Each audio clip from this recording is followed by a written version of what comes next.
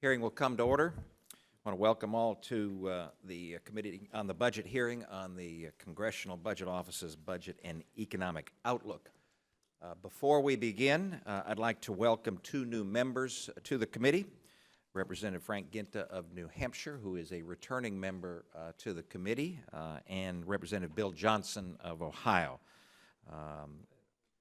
We want to welcome them to the committee. Since they will not be officially members of the committee until later today, I ask unanimous consent that they be able to sit at the dais, ask questions of the witness, and participate in today's hearing. Without objection, so ordered. Also, since the House is scheduled to have votes later today, I ask unanimous consent that, consistent with Clause 4 of House Rule 16, the chairman be authorized to declare a recess at any time. Without objection, so ordered. Once again, I want to welcome all. Dr. Hall, I want to welcome you to our hearing on your CBO budget and economic outlook going forward. When you talk about budgets, oftentimes people's eyes glaze over, but these numbers matter. The consequences for the American people are real about the numbers that we'll talk about today, and I think that will become much more clear as we move through this hearing.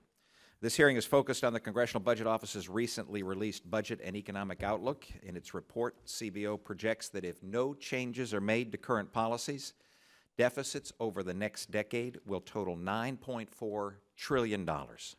This is up from $7.6 trillion from the estimate just last year. National debt will rise to over $29 trillion by 2026, from its current all-too-high of $19 trillion.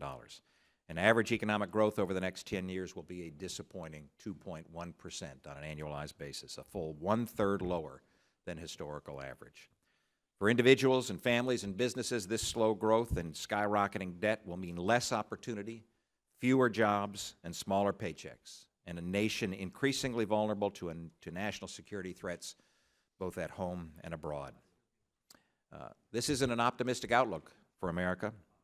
It's not a sustainable outlook for any nation, and the longer we take to address these challenges, the harder it will be and the fewer options there will be to actually solve them. If you could put up the interest slide figure 6 for me, please. If you look just at the interest payments on the debt,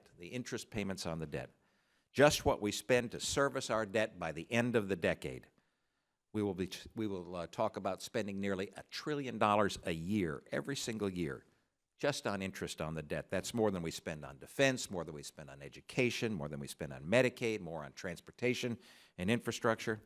Pick a priority. Money that's spent on paying this interest will crowd out all of the important priorities that the American people have. Buying a car, paying a rent, buying a house, starting or expanding a business, sending a kid to college, all of the things that are made more difficult, that the American people want to spend their money on, are made more difficult because of the level of debt that we continue to accumulate in our government. By 2026, interest on our debt will be the third largest line item in the federal budget, behind only Social Security and Medicare. So how can we solve these challenges? I know that many of our friends on the other side of the aisle, and particularly the President, think we ought to take more money out of the pocketbooks and the purses of the hardworking American taxpayer. But CBO projects that federal revenues, that is money coming into the government, are going to go up by $127 billion in fiscal year 2016 alone, a nearly 4% increase over the last fiscal year. Revenue levels for 2016 are slated to be 18.3% of our gross domestic product and remain around 18% over the decade to come, which is well above historical average. In fact, the government is now taking in more money from the American people than it ever has in the history of our country. My constituents know, and I suspect those of many of my colleagues here in this room today and in the Congress, that Uncle Sam doesn't need a raise. Washington needs to get our act together and stop spending at levels we cannot sustain.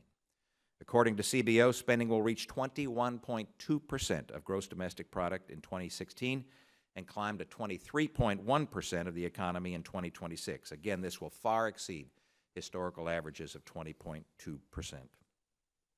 That means more money, again, taken from the pocketbooks of the Americans and spent on things that crowd out or decrease the likelihood of folks being able to spend on things that they want to do. So instead of taking more money from the American people to spend more in Washington, we ought to focus on real solutions, reforms that will make government more efficient and effective and accountable, and solutions that will support a stronger and healthier economy. If we focus on these two goals, we will not only balance the budget and get on a path to paying off the debt, but we'll also create an environment in this country where more Americans will achieve success, provide for themselves and their families, and have a nation that's more secure and stronger than ever before. Sadly, under the policies of President Obama, Americans have experienced the worst recovery in modern times. CBO has continued to downgrade its growth projections year after year, and in January, we learned that the U.S. economy grew at an anemic 0.7% in the fourth quarter of 2015. Dismal economic legacy that this president continues to champion. So we have a choice in this nation. We can continue down this road. We can stick with the status quo and turn CBO's projections into reality, or we can turn the page and put in place a budget that balances, that saves and strengthens and secures Medicare and Medicaid and Social Security, that supports our brave men and women in uniform.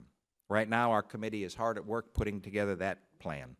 So, Director Hall, I want to thank you for being here today, and thank you for your work and that of your colleagues at the Congressional Budget Office. I look forward to your testimony and to a healthy discussion and about how we solve the challenges before us. And I'm pleased to yield to the ranking member, Mr. Ann Holland from Maryland, for his opening statement. Thank you, Mr. Chairman. I want to join the chairman and my colleagues in welcoming you, Director Hall, and thank you to your CBO team. What struck me in looking at this budget outlook was that it was really not that different from last year's budget outlook. It showed that deficits as a percent of the economy have fallen dramatically since 2009 and will remain relatively stable for a couple years. And then you begin to see increasing deficits driven primarily by an aging population and health care costs. In fact, the biggest single component of the increase in the 10-year deficit projection were the unpaid-for tax cuts that Congress voted on just last fall. $817 billion, round up, you get to $1 trillion, was added to the deficit just last November and December when our Republican colleagues put that forward and refused to pay for a single penny. Some of those proposals were meritorious, but we should be paying for those long-range tax cuts. And by the way, Mr. Chairman, that figure includes the interest rate, because when you bring in less revenue and your deficit goes up, so do those interest costs you just referred to. And Congress just added significantly to those interest costs by refusing to pay for those tax increases. The good news is this forecast predicts stronger economic growth this year, 2.7%. That's good news because although the economy has generated new jobs for 70 consecutive months, 14 million jobs, we need to add more jobs, and most importantly, we should get to work on strategies for boosting wages, which is why it's so disappointing that in this new Congress, instead of getting to work on the business of the American people and focusing on the economy, the very first thing we did in 2016 with the new speaker was vote for the 62nd time in a row to dismantle the Affordable Care Act, and just a little earlier this week, the 63rd time in an attempt to override the president's veto, which wasn't going to happen. And by the way, that vote also included the 11th attempt to roll back programs that protect women's reproductive health, including an attempt to defund Planned Parenthood, despite the fact that a grand jury recently vindicated Planned Parenthood and decided instead to indict their accusers. So rather than just repeating over and over again these efforts to dismantle the Affordable Care Act, we should be focusing on growing the economy and increasing wages. And I'd like to put up a chart. We should address those issues by investing more in our economy, which is why, Mr. Chairman, I'm a little troubled to hear some members on your side may be talking about revisiting the caps that we agreed to last year, which made room for some more investments in things like education and transportation.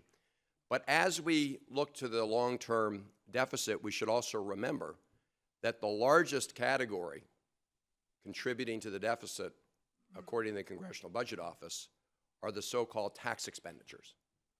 These include a lot of tax breaks in the tax code that benefit the very wealthiest Americans. They include tax breaks like the carried interest loophole for hedge fund managers, which means that folks who are managing a hedge fund pay a lower tax rate than people driving a bus or our teachers. We need to end the loophole on inversions. Every day we're reading more about companies that are changing their overseas address to escape their responsibility to American taxpayers, which, by the way, means everybody else in the country pays more, while these companies that continue to benefit from what America has to offer are paying less. So as you can see from this chart, if you add up the cost of tax expenditures on an annual basis, they're higher than the total costs of Medicare and Medicaid, and higher than the total cost of Social Security, which is why it was so disappointing that rather than addressing those issues, our Republican colleagues last year voted for the largest increase in the deficit in recent times, adding over $800 billion to that 10-year deficit. So if we're going to get serious about this, Mr. Chairman, we're going to have to look at the tax expenditure column and end the tax breaks. Last chart, which disproportionately flow to the top 1%. 17% of the benefit of those tax expenditures go to the top 1% of the income scale. That is a rigged tax system, rigged in favor of the very wealthy. We need to change it. Thank you, Mr. Chairman.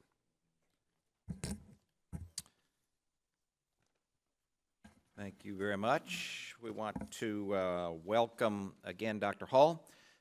Your complete testimony will be made part of the record, and we look forward to your opening statement, and you have 5 minutes. Thank you. Chairman Price, Ranking Member Van Hollen, and members of the committee, I appreciate the invitation to testify today about the budget and economic outlook. First, I'll summarize some of the key elements of CBO's economic forecast for the next decade.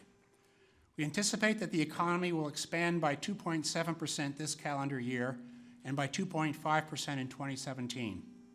Consumer spending is expected to provide the largest contribution to that growth.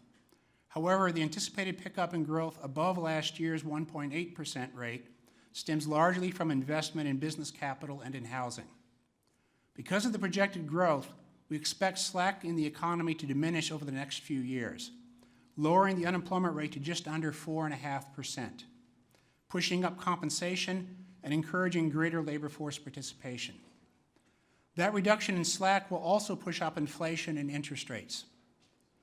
Over the years following 2017, we project output to grow at a more modest pace, constrained by relatively slow growth in the nation's supply of labor. Nevertheless, in those years, that pace of growth is expected to be greater than it has been during the past decade. Now I'll describe some of our key findings about the budget outlook.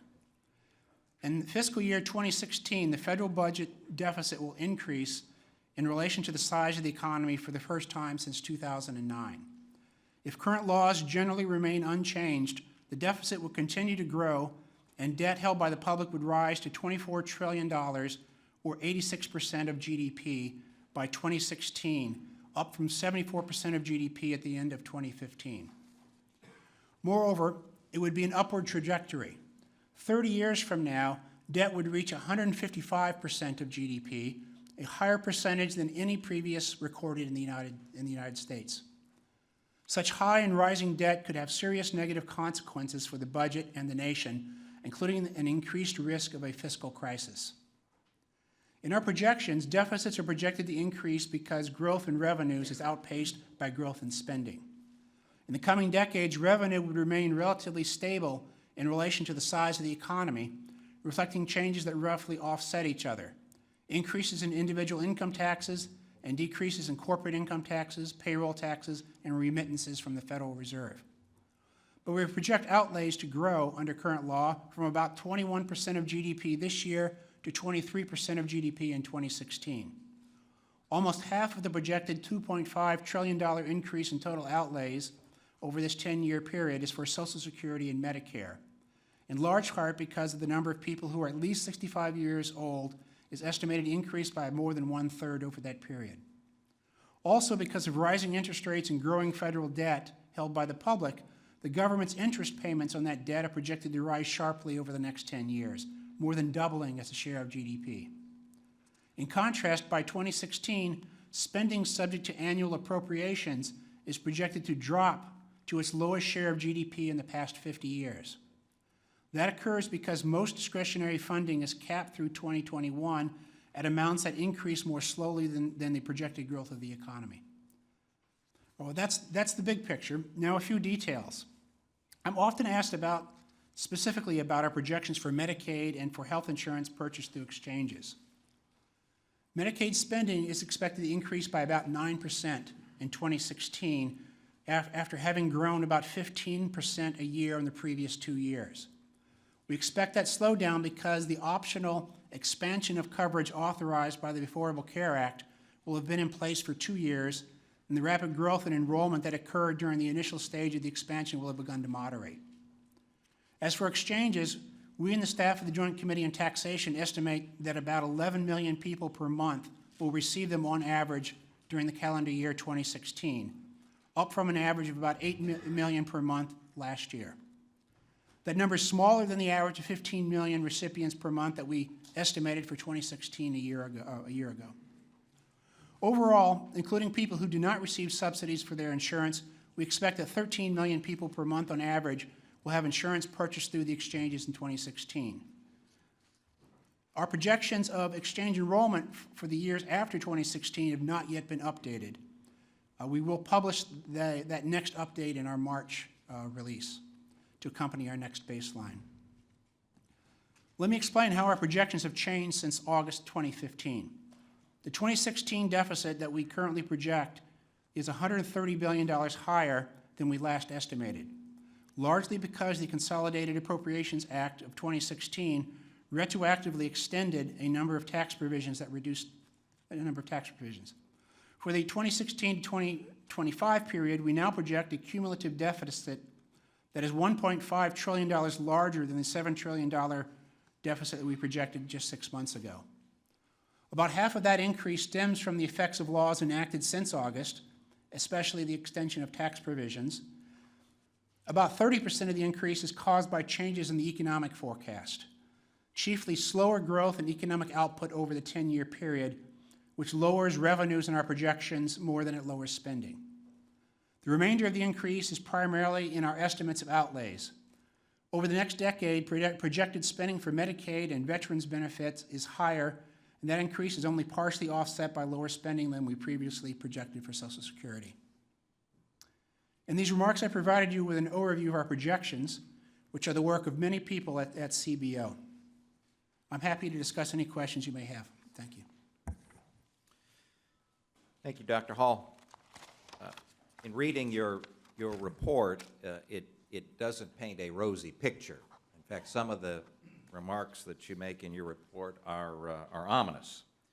The likelihood of a fiscal crisis increasing, the lawmakers having less flexibility in policies to address issues, interest rates increasing, federal spending on interest rates would rise substantially, crowding out other kinds of things. Federal budget deficit will increase for the first time since 2009. Deficit would grow over the next 10 years, and by 2026 it would be considerably larger than it has for the past 50 years. 50 years. That's not a pretty picture. I want to touch on growth and spending and taxes, the major aspects of our budget. If you can put up the slide on growth projections, please. There are three ways basically to solve the more money going out than coming in.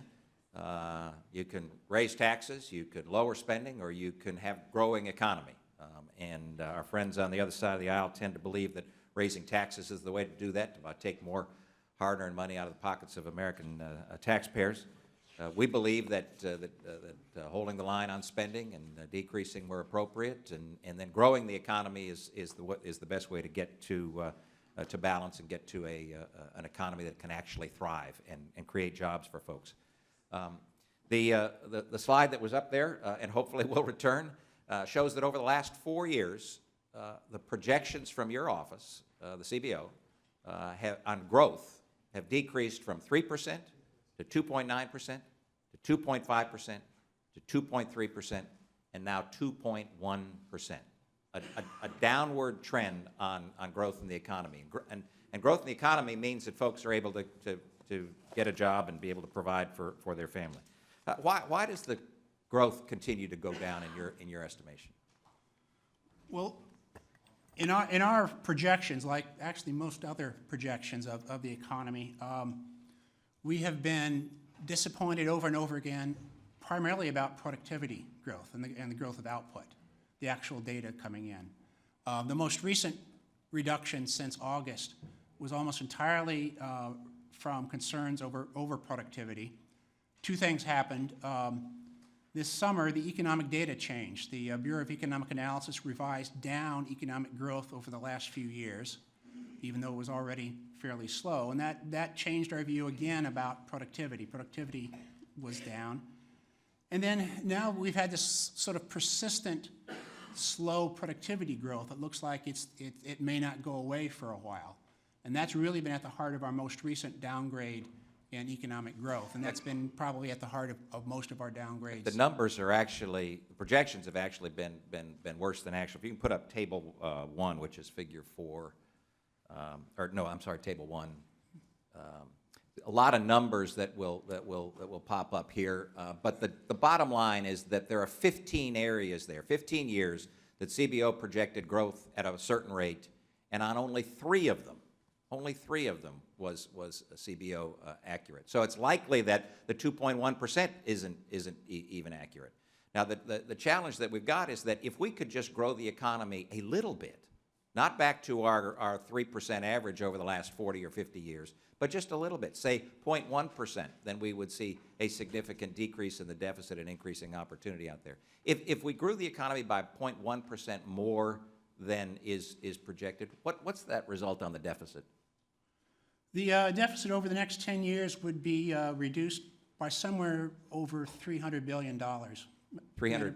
Over $300 billion. Over $300 billion. So 0.1% increase results in over $300 billion decrease in the deficit. So these increasing debt and deficit, if we could just grow the economy at the average rate of the last 40 or 50 years, we'd see a decrease in the deficit of over $3 trillion. Remarkable, ought to be our goal. Ought to be our goal. You mentioned a lot of things that are growing. What's not growing clearly is our economy. The spending that we have. If you could put up the Pac-Man slide, please. This is the growth or the amount of spending and where we're spending it in our country. 1965, 1/3 of spending in our nation was automatic spending, mandatory spending, and 2/3, 66%, was discretionary, meaning that the Congress could define what those priorities were year after year after year. Now it's flipped completely. It's 2/3 automatic spending. Those programs are primarily Medicare, Medicaid, Social Security, and other mandatory programs. And the smaller blue part, the discretionary part, is what gets crowded out. That's everything that the American people think about when they think about the federal government, including defense. So it gets smaller and smaller. And that's soon to go to 3/4. In your report, on page 1, you identify that federal outlays are projected to rise by 6% this year. Remember, the economy is growing at less than 3%. 7% increase in mandatory spending, 3% increase in discretionary outlays, 14% increase in interest payments. What if we, for example, had the economy growing faster than the government? If we continue to grow the government faster than the economy, what happens? Well, obviously that's the reason we look at the size of the deficit compared to the growth of the economy is that it gives us some idea of our ability to repay the debt over time. So having the government continually grow faster than the economy makes it harder for us to reverse and to eliminate this debt sometime in the future. In fact, when the government grows faster than the economy, then it's unlikely if we will repay or get to a balance. Is that correct? What certainly makes it more difficult, yes. I want to talk about taxes. Our friends on the other side of the aisle talk about the tax extenders that were made permanent. And this is a tough issue because it gets into the scoring and how the Congressional Budget Office figures out how much something costs the federal government. But our friends on the other side of the aisle think if you let the American people keep more of their hard-earned money, then that means that the government has to find more money somewhere else. But I want to get to the difference between mandatory spending and taxes. Congressional Budget Office looks at mandatory spending, and if that increase goes up over a period of time, not changed from the baseline, then there's no effect on it from our standpoint as to how much more money we must find to balance the budget or to decrease the deficit.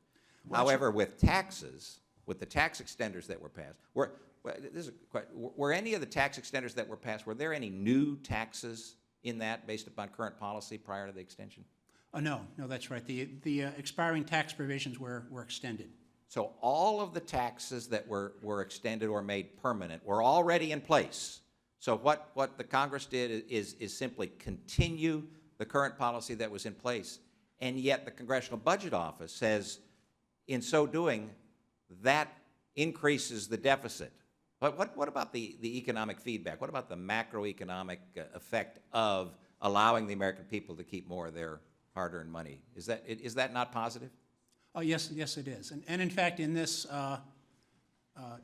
estimate, we were able to update our economic forecast all the way through December, through the end of the year, but we weren't able to update our budget forecast on that new economic forecast. So we missed some of the economic data in December, and we also missed the growth effects of the extension of the tax provisions.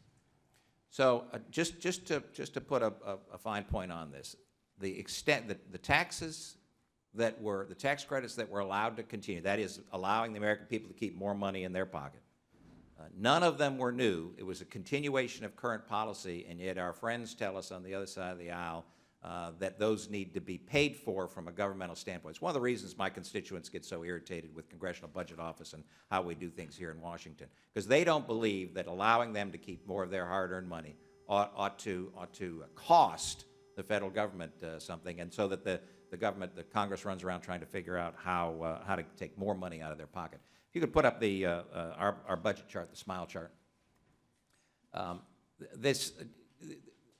When you talk about all these numbers, people's eyes glaze over, yes, but they also get depressed. They say, what's going to happen? This graph shows off the level of debt that we have had in this nation since 1940. And we're at the point there where, as you mentioned, we're going from 76% to 86% over the 10-year period of time. We're getting on that red part where the debt continues to increase, and that's a bad place to be. The budget that we have offered and will continue to offer is the blue line. That's a budget that gets us down to a point where we actually get to balance and are able to pay off the debt. Isn't that a better path to be on than the current path that we're on right now? Well, it's certainly a path that reduces our risk of financial ruin somewhere down the line when the debt gets very, very high for the United States. And creating more opportunity for Americans, more jobs, more economic vitality. Well, yes, well, certainly it will reduce risk of having to deal with financial crisis and gives the government, economic policymakers, a bit more tools to deal with future challenges. Thank you, Dr. Hall. Mr. Van Hollen, you're recognized. Thank you, Mr. Chairman. Let me begin on a comment I made in my opening remarks, and the Chairman raised the issue. Director Hall, I have here the estimate that CBO did on the deficit impact, the deficit increase from the tax cut bill that was passed just last November. And this is dated December 18, 2015. It shows an increase of $679 billion over 10 years, and that does not include interest. This legislation is the single largest component of the increase in your 10-year deficit estimate compared to last year, is it not? That's right. All right.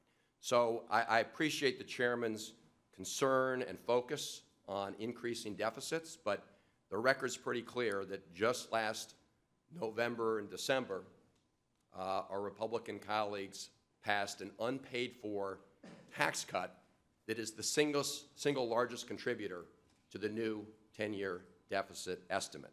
Now, the chairman mentioned that this was a continuation of current policy. There were some policy changes, actually, but it was not a continuation of current law.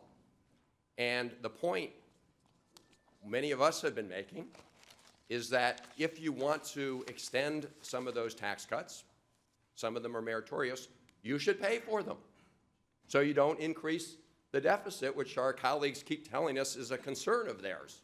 But they keep taking actions directly contrary to that expressed concern. So that's why, if we could put back that chart on tax expenditures, there are plenty to choose from. As this chart shows, the revenue lost through tax expenditures on an annual basis is higher than the total amount we spend on Social Security. And it includes all these tax breaks that disproportionately benefit the top 1%. Let's go to the next chart. So if you look at that big set of tax expenditures that are more than the value of Social Security on an annual basis, 17% of the benefit go to the top 1% of income earners. So surely we could find a way to pay for continuing the R&D tax credit or extending some of the other provisions by knocking out some of these tax breaks that disproportionately benefit the folks at the top. We got to stop just protecting the folks who have done really well over the last 20 years and focus on increasing the incomes and tax benefits for people in the middle.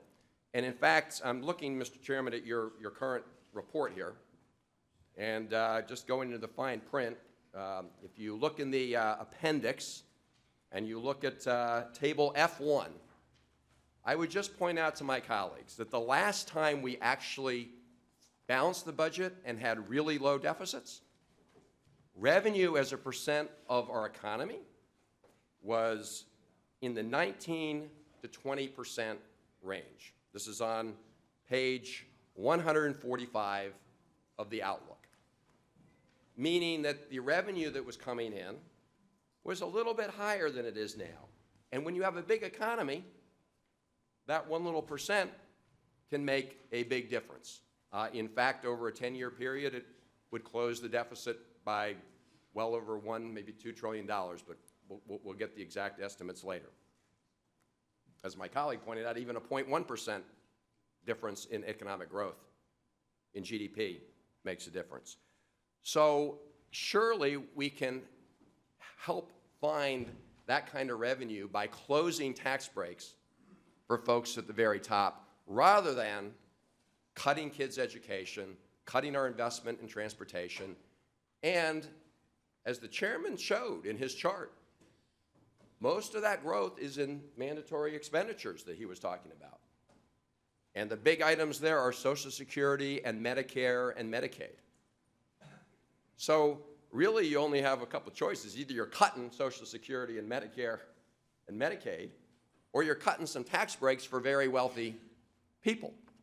And what we're saying is, we would like to go after some of those tax expenditures. We don't think hedge fund managers should get to pay a lower tax rate than people driving a bus. So if you're really serious about the deficit, Mr. Chairman, let's not run it up like we did last November with the unpaid-for tax cuts. Let's find ways to offset that. And that includes some of those tax expenditures that go to folks at the very top. And I would point out that we have an aging population. So if we're going to reduce those deficits in the long term, we're going to have to at least get back to that percent of revenue as GDP that we were back in the late 1900s and 2000s when we actually balanced the budget, because we had a lot fewer seniors then.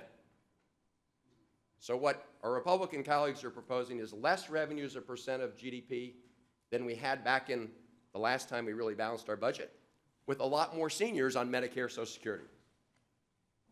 So simple math tells you you're either cutting Social Security and Medicare, or you're going to cut some tax breaks for wealthy people.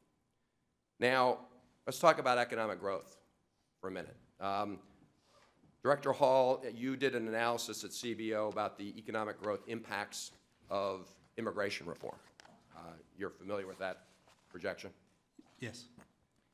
And what that showed was that if we had adopted the comprehensive immigration reform legislation that came out of the Senate a few years ago, by the year within 10 years, we would see 3.3% more growth compared to what we would otherwise see in that year. Is that what you recall?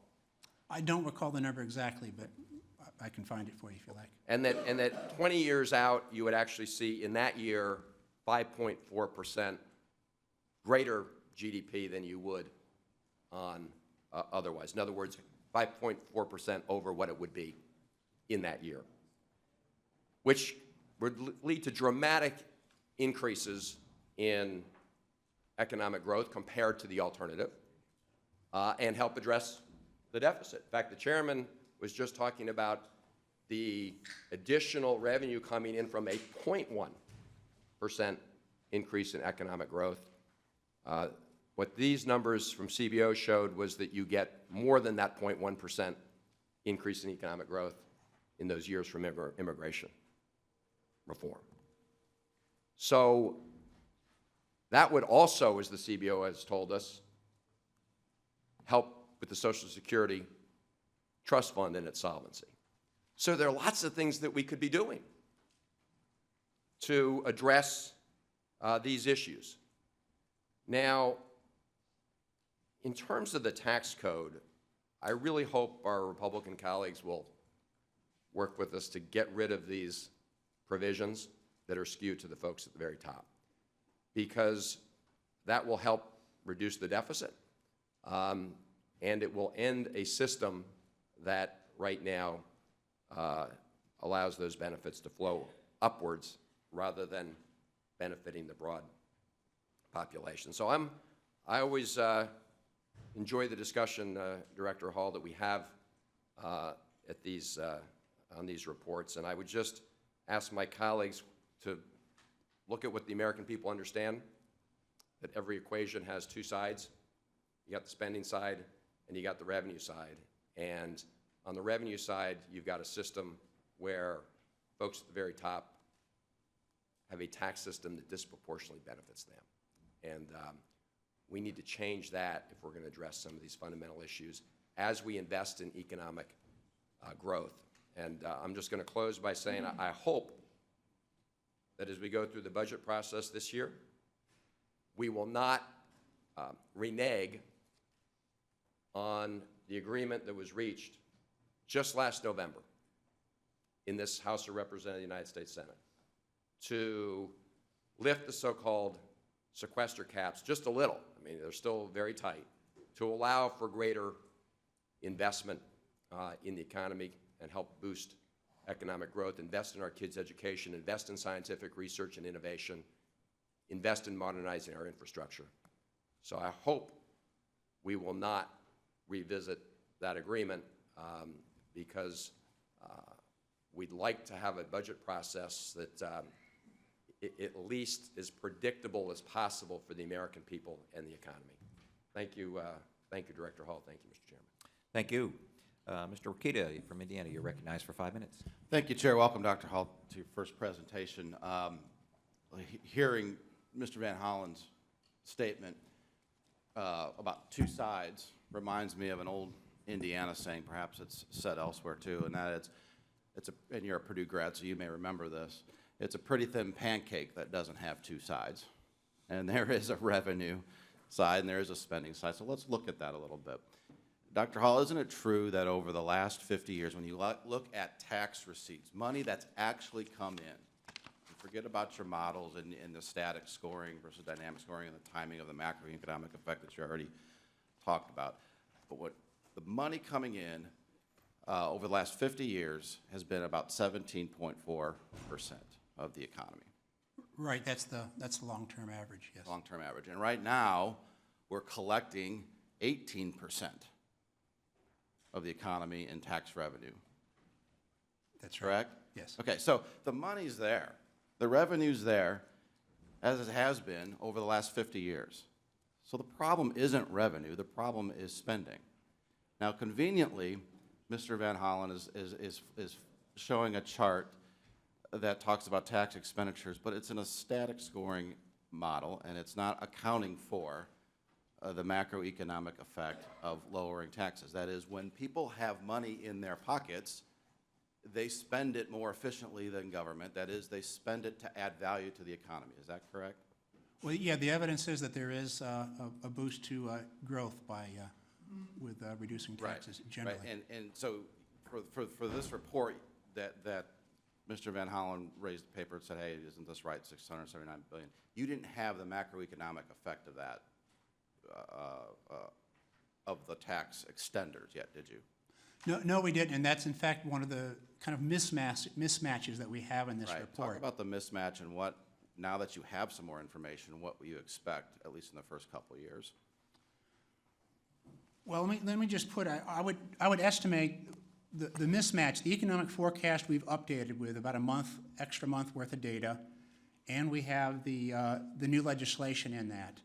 But it's not in our budget forecast, and if it had been in our budget forecast, we're probably talking about $100 to $200 billion reduction in the deficit by doing that over 10 years. So it's not a huge effect, and not all of that is the tax extenders, but some of it is. So as you get more macroeconomic data, do you expect that number to increase or decrease? I don't know. We're gonna when we update that for the March, we'll know that pretty soon. We'll be making some other changes as well. So. Historically, when that macroeconomic information has come in, it's gone up. In fact, if you look at past revisions of your reports, it's always shown that when people have more money in their pocket, they add value to the economy, correct? Well, that's right. Yeah, we do expect some macroeconomic boost from the tax And the cuts. fact of the matter is, Dr. Hall, even Democrats, many of Mr. Van Hollen's Democratic colleagues know this. In fact, 77 of them, approaching half of their conference, voted for extending current law last November. And in fact, on this committee, 5 of Mr. Van Hollen's Democratic colleagues agreed with what you're saying about the economic benefit of extending current law so that people have more money in their pocket because they know what to do with their money better than government does, especially paying when it's wasted on paying interest that we shouldn't be paying in the first place. Dr. Hall, you've been here about, what, 10 months now or so? Something like that. Glad you're still here. Seems shorter. But great. We're just starting. Let me quickly ask you about some internal practices and policies. Real quickly, what did you find when you got there? What have you been able to, and don't take this as any kind of comment on your predecessor because it's not meant to be. What have you been able to improve, change, or otherwise help us out with from inside your shop? Well, in part, I found what I expected to find, a place that I believe runs very, very well, and runs independently and does very, very good work. But I also got a fair amount of feedback from the Hill that they wanted CBO to be more transparent in our work. And so that's one of the things that we've tried very hard to do is reshift our priorities a little bit to better document and better explain our work. You know, 2 particular areas I think are very challenging for us is this beginning to estimate the macroeconomic effects, this so-called dynamic scoring. So we've tried very hard to be transparent on that. And then our healthcare estimates. We've done a lot of modeling on healthcare, and we've got a lot more to go, and now we're starting to get some data that we're now working into things, and we're trying to be very transparent about that. And we've added some things to our website to help explain what we're doing. Looking forward to your work, sir. Gentleman's time has expired. Mr. Yarmouth from Kentucky, recognized for 5 minutes. Thank you very much, Mr. Chairman. Director Hall, welcome. It's nice to see you again. I want to pursue this discussion of the tax expenditures and the impact on deficits.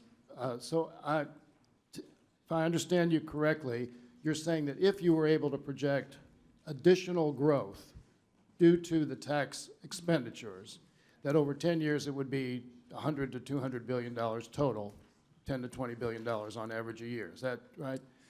Probably a little bit probably less than that, but it would be, All right. that would be a maximum. Okay, so, but on the other side, you still lost $800 billion worth of revenue. So essentially what the impact of Mr. Rikita's statement would be is that instead of an $800+ billion, and with, if you add interest, impact on the deficit, increase in the deficit, it would be something slightly less than that. But overall, there's no question that the tax expenditures are still the biggest contributor to the deficit over 10 years, Well, on a net basis. yeah, from our change from August, that's right, that is the biggest contributor. Right. Just wanted to clear that up. Now, one of the biggest factors we know ongoing is the cost of Medicare and Medicaid. I'm curious as to what per capita growth rate you assumed in Medicare over the 10-year period. Do you remember? Let's see, I don't remember offhand. Okay, so if my memory is correct, what we've experienced over the last few years is about a 3%, since the Affordable Care Act was enacted, about a 3% growth rate per capita per year in Medicare versus 7% before the Affordable Care Act. I'm just curious as to whether you projected a continuation of a smaller growth rate per capita over the next 10 years, or whether you've forecast some kind of change in that. I think we still expect to see it accelerate. In fact, we expect the number of people getting Medicare and the per person cost of healthcare to continue to rise. That's actually still a big part of our growing deficit, is the rise in per person healthcare. Per person, but we're rising at a lower rate than we did before the Affordable Care Act was in place. That's right. And so what factors do you think are going to contribute to the increase in the per capita growth rate over that time? Well, a lot of it, frankly, is just that we've had such a long history of growing per capita health care, that's just been our experience so far. And there's no reason that I know of to think that that's going to slow down. Right. Well, let me just kind of speculate a little bit. What would it do to do you think it would do to the deficit if we found a cure for Alzheimer's? Oh, right, it would have an impact. And a cure for cancer? It depends on the cost, but it would have an Right, impact. and if we figured out a way to either cure diabetes or manage it effectively, we're talking about hundreds of billions of dollars worth of costs removed from the system, aren't we? Right. Per year? Right. So investment in medical research is something that offers a great potential to combat our long-term deficits, as well as its human benefit. Right. Yeah. I think. In fact, I think some federal spending does, in fact, investment can, in fact, increase the growth of the economy. Not that it pays for itself, but it does have an effect on growth. Okay. Now you made a statement a minute ago in response to Mr. Rikita's question about tax cuts. The tax cuts do have a positive impact on the economy. Yes. In 2001 and 2003, there were substantial tax cuts put into place. Was there an overall benefit to the economy of those tax cuts? Yeah. I don't offhand know what the research says. On anything like this, it's very difficult to estimate because lots of other things are changing or happening. Our reading of the literature generally, though, is that the evidence is that tax cuts do have some benefit for economic growth. Now, you see it in our estimates. It's not a huge effect, but it's there, and the evidence is that it's there. Okay. And one final point, we're talking about, Mr. Van Halen talked about the low tax rate paid by many of the highest income people in the country. I read a statistic the other day, the 400 top earners in I guess this was 2014. And that's a group that one estimate is owns more wealth than 50% of the United States population. Those 400 earners paid an average tax rate of 16.6%. And these are incomes that reach well into the hundreds of millions, if not billions of dollars a year. So that number certainly reinforces, I think, Mr. Van Hollen's argument. Thank you very much for your testimony. I yield back. Gentleman's time has expired. Mr. McClintock, you're recognized for 5 minutes. Thank you, Mr. Chairman. First, I'd warn my friend to be very careful about suggesting that the top 1% should pay its fair share. I just took a look at the numbers. The top 1% earn 22% of all income in the country, but they pay 38% of all income taxes. So if you want them to pay their fair share, you're actually advocating to cut their tax burden by a third, and I don't think your friends in Occupy Wall Street would appreciate that. When it said that the deficits have dramatically fallen since 2009, I'm reminded that Obama added nearly $1 trillion to the federal credit card that year for his stimulus programs, which nearly tripled the deficit. So I think the claim by his apologists here that deficits have fallen dramatically since 2009 is a lot like a shopkeeper who triples his prices and then announces he's going to have a half-off sale. I don't think that's a very compelling argument either. We keep hearing that taxes are the antidote to deficits, that taxes are the anti-deficit. But, Dr. Hall, aren't taxes and deficits the same thing? Aren't deficits simply future taxes? You either tax now, or you borrow now and tax in the future to redeem that borrowing. Is that correct? Well, I suppose that's one way of looking at it, although one of the things that we always try to point out is you've got taxes and you've got spending and you've got both. No, but my all those point is things this, will the work. taxes and deficits are really two sides of the same coin. They're the only possible way that you can pay for spending. And it is spending, therefore, that is driving this fiscal crisis. You know, I note that this is the only time in our history, except for once others, when we carried as much debt proportional to the economy as we carry today, and that was at the end of World War II, when we had exhausted our credit, exhausted our resources, fighting the bloodiest war in human civilization. How did we get out of that deficit, out of that debt? I'm not a history of... Well, the economy grew. Right. And I think that period is instructive for us, and I'd appreciate it if you haven't taken a look at it, take a look at it. Because my recollection is that in fiscal year 45, President Truman abolished the excess profits tax. In fiscal 46, he slashed the top income tax rate. In fiscal 46, he cut federal spending from $85 billion down to $30 billion in 1 year. He fired 10 million federal employees. It was called war demobilization. Exactly the opposite policies that the Democrats are advocating today. The Keynesians at the time predicted 25% unemployment in a second Great Depression, and instead we got the whole post-war economic boom. Doesn't the Truman model, which essentially was the same as the model that John F. Kennedy used in the early 1960s, Ronald Reagan used in the early 1980s, and Bill Clinton used in the late 1990s. We forget, Bill Clinton cut federal spending by 4% of GDP, went after entitlement spending, in his words, ended welfare as we know it, approved what amounted to the biggest capital gains tax cut in American history, and as a result was able to balance 4 budgets in a row and preside over a period of profound economic expansion. Isn't that the model that we should look for to get ourselves out of this enormous hole that we've dug? Well, I say economic growth is very important, and economic growth can help with this budget deficit problem, but a couple things. First is we have a real strong headwind with an aging population.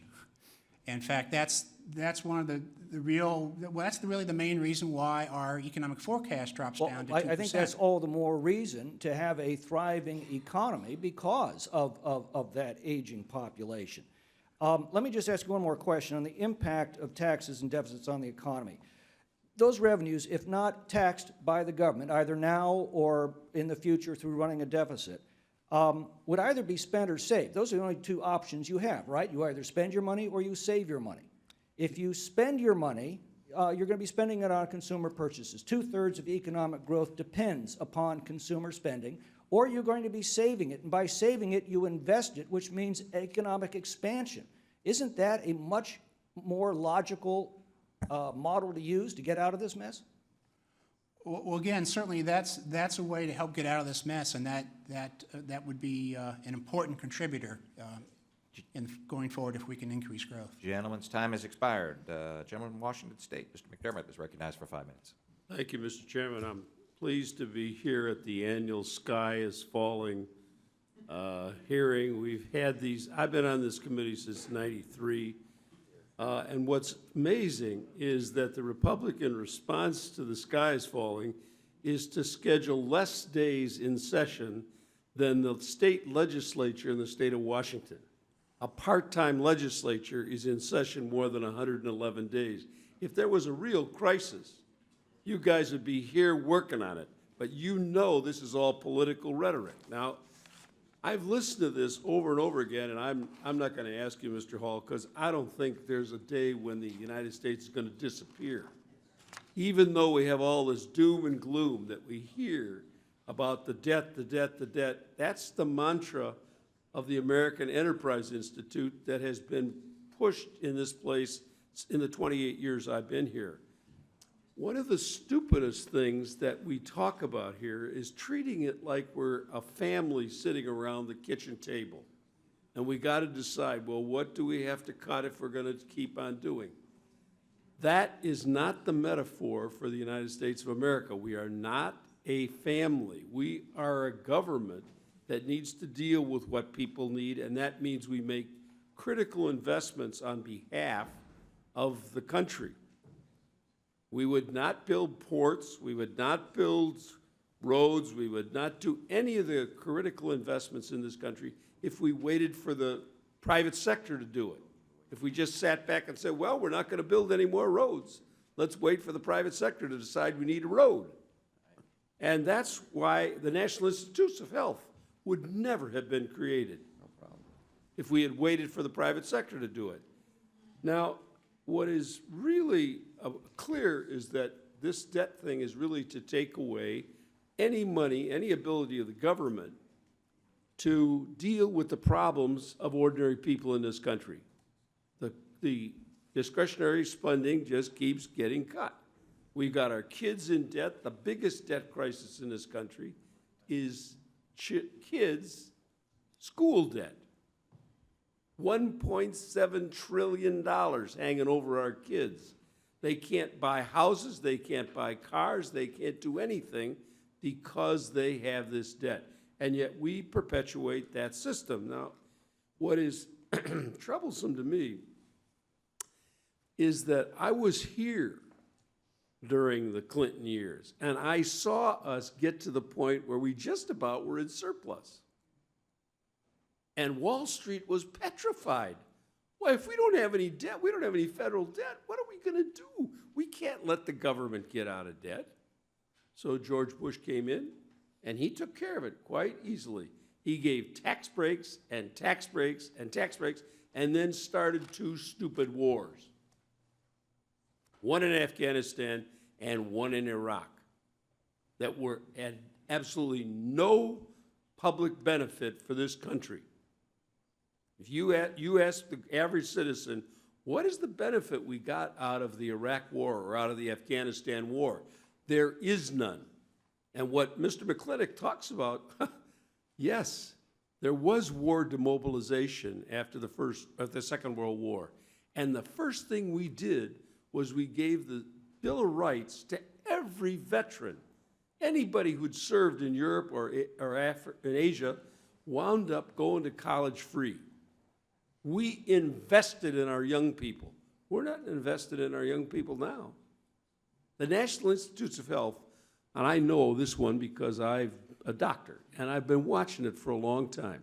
We used to fund 20% of the proposals made to the National Institutes of Health. We're down at 6%.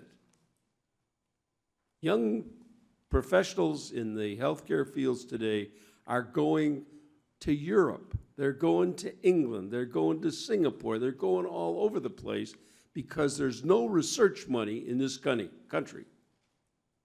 And if we don't continue to fill the pipeline of investment, we are simply going to be in long-term problems.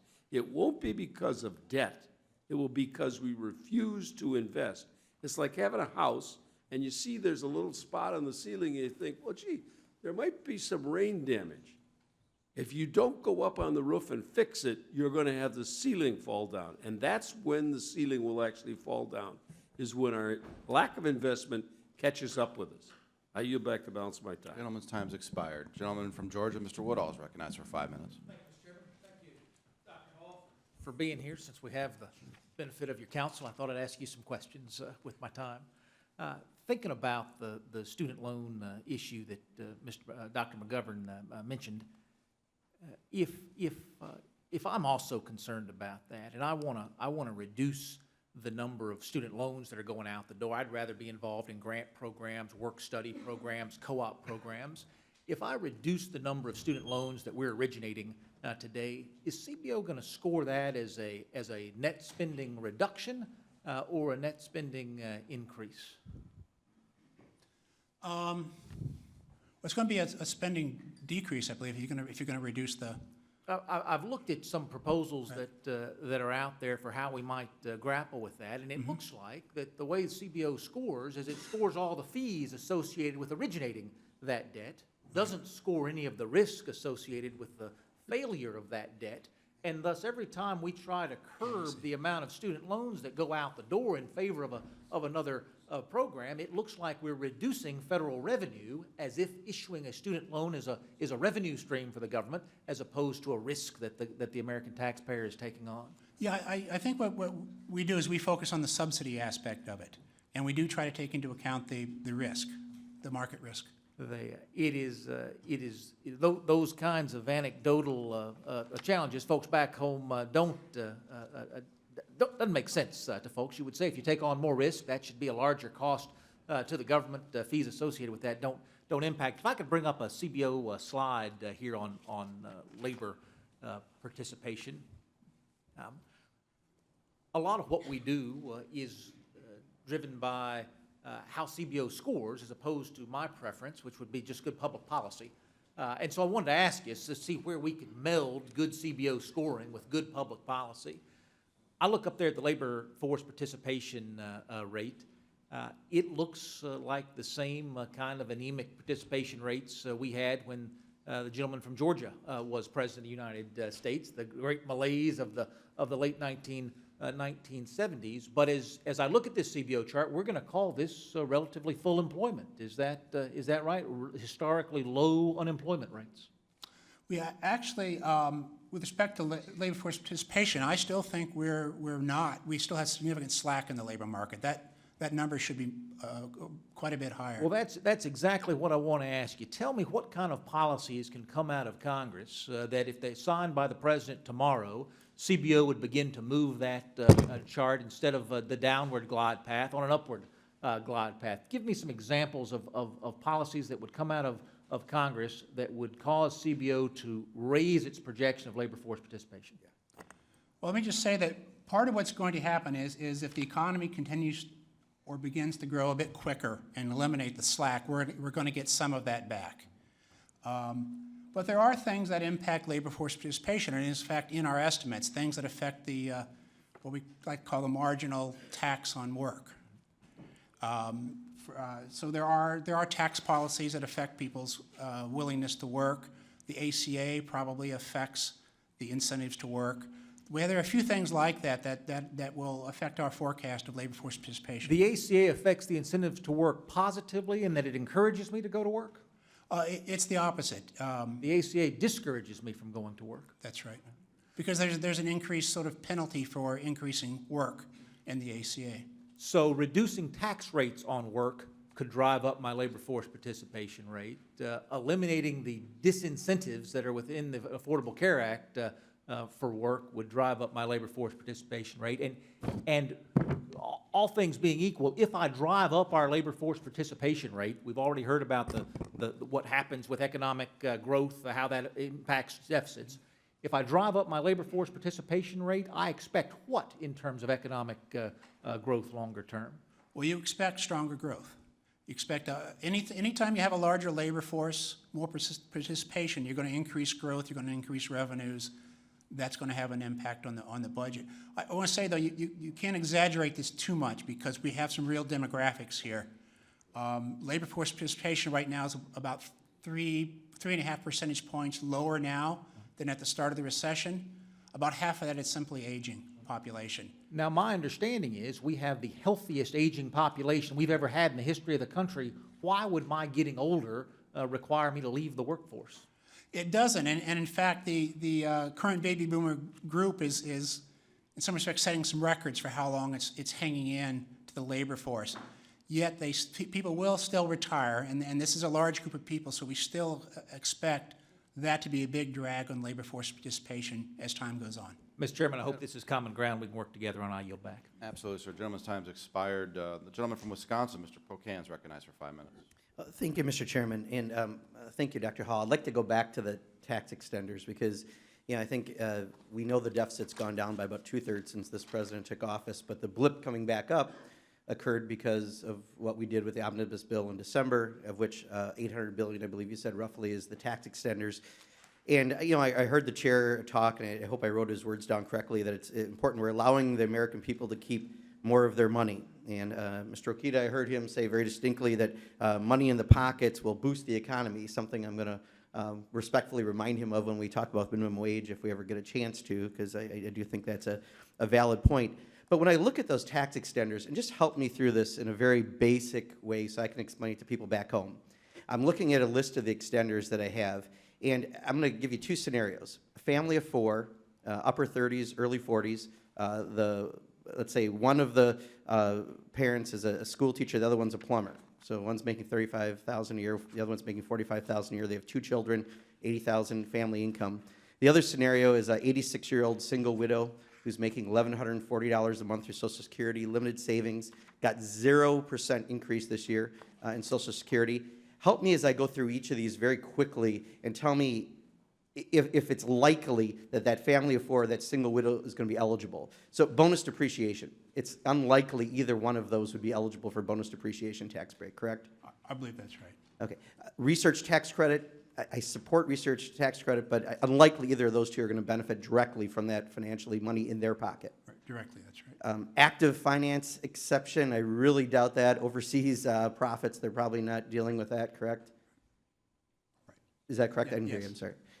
Depreciation for smaller businesses, doesn't sound like the widow has the smaller business. It doesn't sound like the school teacher and that person who's working for a plumbing firm does. So that wouldn't qualify either, correct? Probably not. Okay. Controlled foreign corporations break, again, Right, unlikely? right, Okay, unlikely. Biodiesel tax credit? right. No, I don't see a direct. Unlikely, okay. Depreciation of leasehold restaurant equipment? Yeah, same.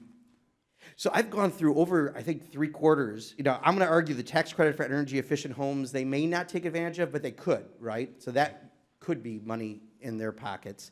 Renewable energy production credit, Production credit, yeah. probably not the production credit, okay. What else do we have? The work opportunity tax credit, potentially? Potentially. Okay, so there's a really thin gray line we found on this graph. We found a really thin pink line. I'm about maybe getting up to 10% of them. Deductible premiums for mortgage insurance, I think they could, correct? But when I look at this and the other provisions, even if I add all those together, I'm at less than 1/4, and I don't even know what's in that other provisions category. Do you know roughly on other provisions what percent would be eligible for my two examples? I don't. Okay.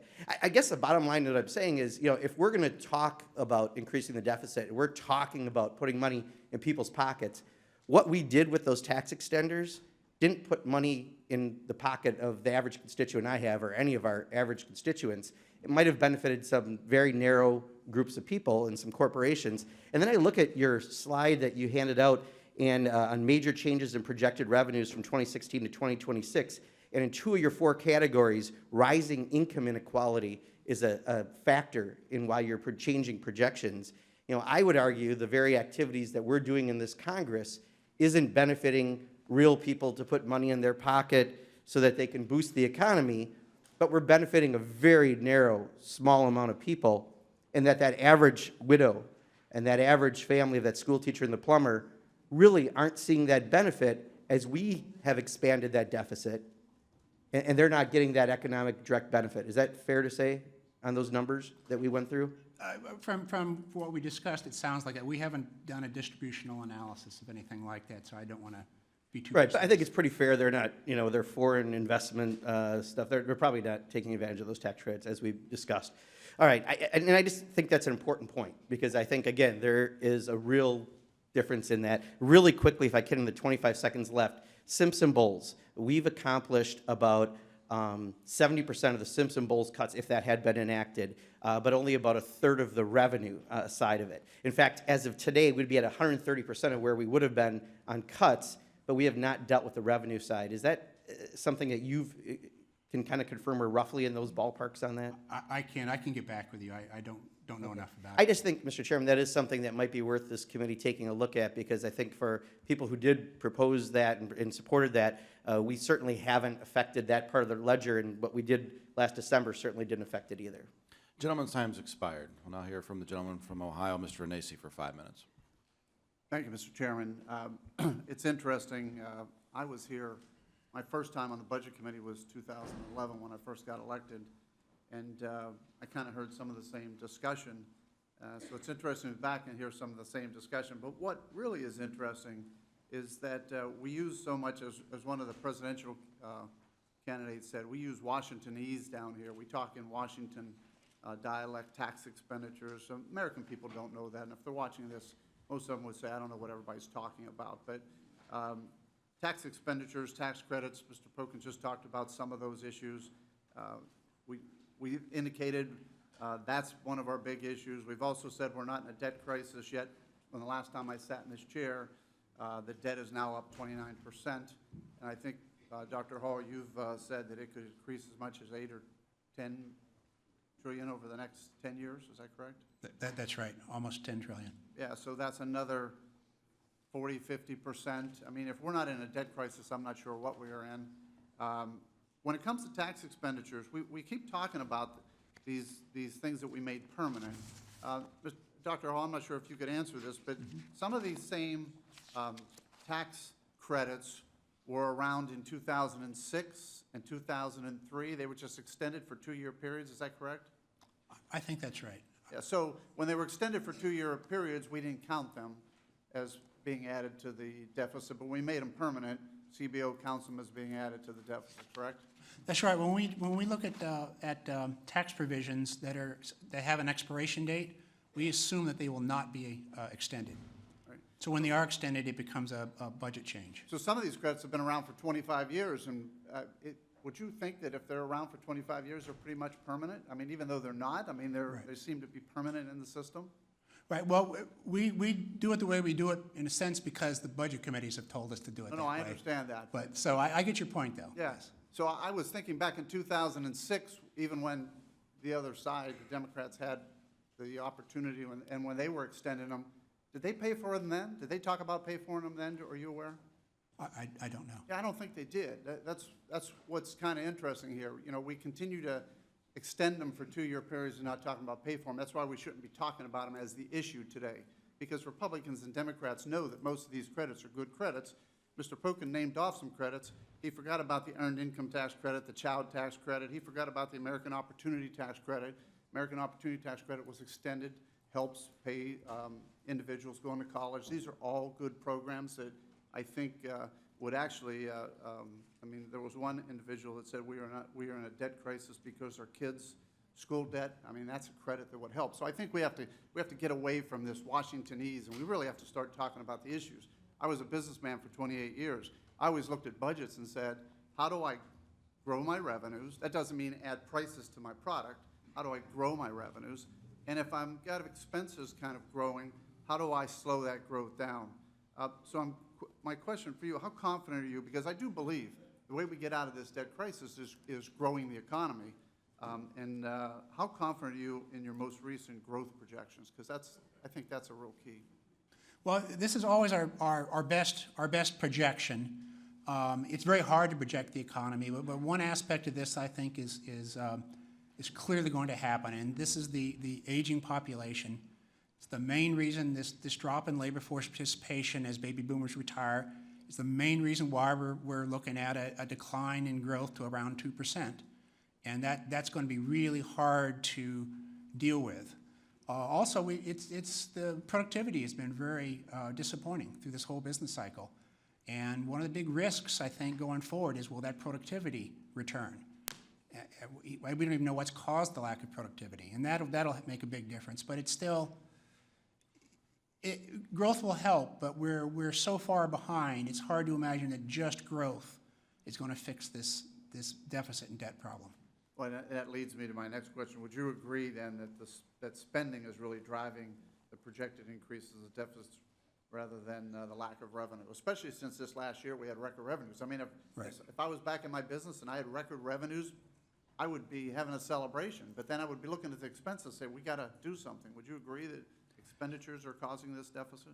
The big growth in deficit is from Social Security and spending on major health care programs. Those are the two big ticket items that are creating this problem going forward. One last question. Is this ever-rising debt level, is a share of the economy sustainable?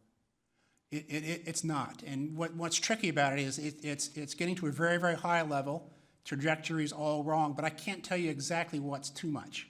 All right. Thank you, Dr. Hall. I yield back. Gentleman's time has expired. Gentlelady from Michigan, Mrs. Dingle, is recognized for 5 minutes. Thank you, Mr. Chairman. I'm not talking as well as I normally am. I had some major surgery on my mouth this morning, and I think my experience in the dental chair is probably more pleasant than yours at the Budget Committee. So, one of my top priorities in Congress is ensuring we have a strong manufacturing base in this country and that we continue to design and build the best cars in the world right here in the United States.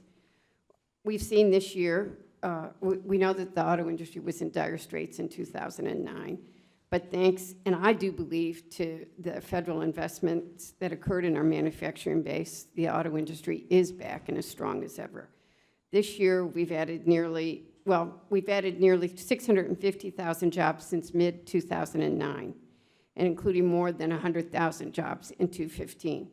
Last year, auto sales hit a record high of 17.4 million units in 2015. This means that the U.S. car and truck production has more than doubled since 2009. We've hit record levels. We've seen the benefits of that in Michigan, where the unemployment rate has fallen 2/3 since 2009 and is down to 5.1%.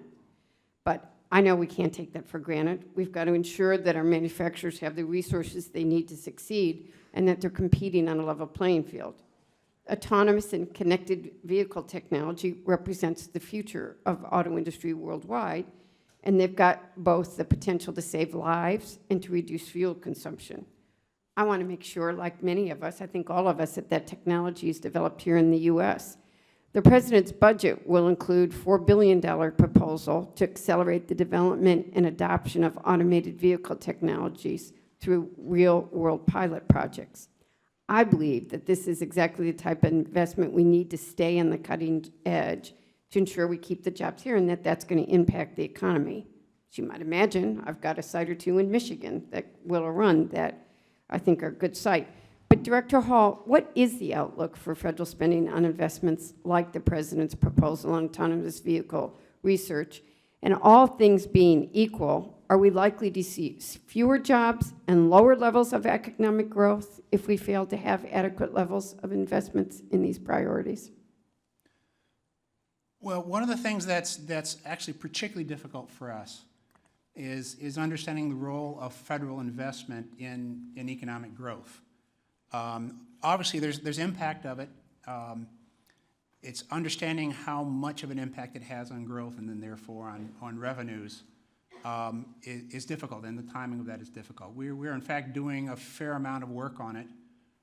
We should be producing something pretty soon, talking about it, and we can continue to work on it. So I can't, it's hard for us to deal with that aspect of the budget, the investment side on the impact on the deficit. When you come out with it, I'd be very interested in it, because I do think it's critical. If we hadn't invested, and we won't debate it here, in 2009, I know you know what the impact would have been on this country if the auto industry had collapsed. But I want to continue to focus on the issue of jobs. We've seen a significant reduction in the unemployment rate in the past year from 5.7% in January 2015 to 5% in December. Do you believe that there's enough slack in the labor markets to allow for a further reduction in unemployment? We, in fact, forecast that. We, in fact, that the unemployment rate is going to continue to go down to as low as 4.5%. Now, what's tricky about that is part of that forecast is we're seeing people jump from entirely out of the labor force into employment. So what's still lagging behind, even as the unemployment rate goes down, labor force participation is still too low. So that's not a good judge of slack in the labor market. That slack in the labor market will be gone when labor force participation gets back up a bit from where it is now, and actually the unemployment rate's likely to go back up a little bit from 4.5% once that happens. I have more questions, but Okay. I don't have time, so I'm going to do one more. Wages have, but I hope we're going to get a chance to talk to you about some of these, because I think it's really critical, even in terms of your projections on what's happening to the economy and jobs overseas. But wages have remained relatively flat throughout the recovery. Do you anticipate, and you know, the auto industry for the last 8 years, they have this new contract is going to impact that, but do you anticipate that the rate of wage increases for most of the workforce will return to historic levels? I think one of the problems right now is most Americans are insecure and not feeling a real wage increase. What's your prediction on this? We do think that wage growth will resume. The big challenge probably for the next couple of years is there's still significant slack in the labor market. We're probably 2.5 million people short of jobs right now still. So I think certainly once that slack goes away, we'll get back to more traditional wage growth. Then I think the challenge becomes, do we get productivity back to support that over the longer time period? Gentlelady's time's expired. Gentleman from Ohio, Mr. Johnson's recognized for 5 minutes.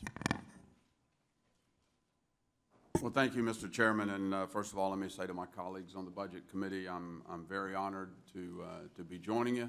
I think establishing and implementing a balanced budget is a necessity, a responsibility of our institution, and I think we owe it to the American people to do that. I remember not too long ago the imperative that we were given from the former Joint Chiefs of Staff Chairman, Admiral Mike Mullen, when he said that the biggest threat to our national security is our national debt. And given that the oath that we swore when we took office, each of us and the President, to support and defend the Constitution, national defense is our paramount priority. Thereby, the national debt should be our #1 priority as well. I want to go back, Mr. Hall, or Dr. Hall, and thanks again for being here. I want to go back to something Mr. Renacci said, talking about how we talk in Washingtonese, and I want to give the American people an opportunity to hear from the kind of language that they hear on Main Street every day, some of the talk. You've indicated in your testimony that revenues between now and 2026 are going to remain relatively stable compared to the past. Is that, am I saying that correctly? Yeah, that's right. They're growing, but at the same pace as GDP, so Right. so it'll be flat. So pretty much stable. So I want to get for the record one more time, because I want to make sure I understood what you said. Then the increasing deficits and the mounting debt is by and large an issue with spending. That's the real problem that we have to deal with, correct? Well, the driving force it's two particular things in the spending, is the mandatory spending, the Social Security and the health care. Okay. Well, you know, the national debt has increased by nearly $8.3 trillion since President Obama took office. And as a percentage of GDP, the total debt, including intra-government debt in the Social Security Trust Fund, stands at about 104% of GDP. Could such an irresponsible spending path, physical path, eventually invite a debt crisis here in the U.S., mirroring the types of crises that we've seen in some European countries in recent years? Well, that's certainly part of our message, is that over the next 10 years, we could see debt go from 74% of GDP to 86%, then eventually to 155% over 30 years, which is a really high number. And so that's really the concern. At some point along this trajectory, we're going to get people starting to be unsure about investing in U.S. securities and demanding a higher interest rate. Then we have issues with financial markets. So we're going down a slippery slope. We are. Okay. Can you give me some idea, any new numbers about how much debt per person does each American owe today? You got any number on that? Yeah, I don't offhand, no. We'd have to do a little math. Can you It get wouldn't be that hard back? math. Can you Yeah, get that back? Absolutely. If the Congress were to enact a deficit reduction plan that could halt the expected rise in the debt levels, would this be a net benefit for the economy over the long run? Well, I think it would, and I think, you know, part of our forecast in here is the macroeconomic drag from having the debt grow. That is a drag on growth, and that is something that's not trivial. What would that mean to the American people? Let's talk to them in terms that mean something to them around the dining room table. If we were to enact a deficit reduction plan that would actually halt the expected rise in the deficit, and we see an improvement in the economy, what kind of opportunities are we talking about for the American people? What does that mean? Well, first, of course, they've got to deal with how the debt is eliminated, right? You've got to either have tax changes, you've got to have spending changes. Spending being the biggest part of the problem, that's where we should focus our attention, right?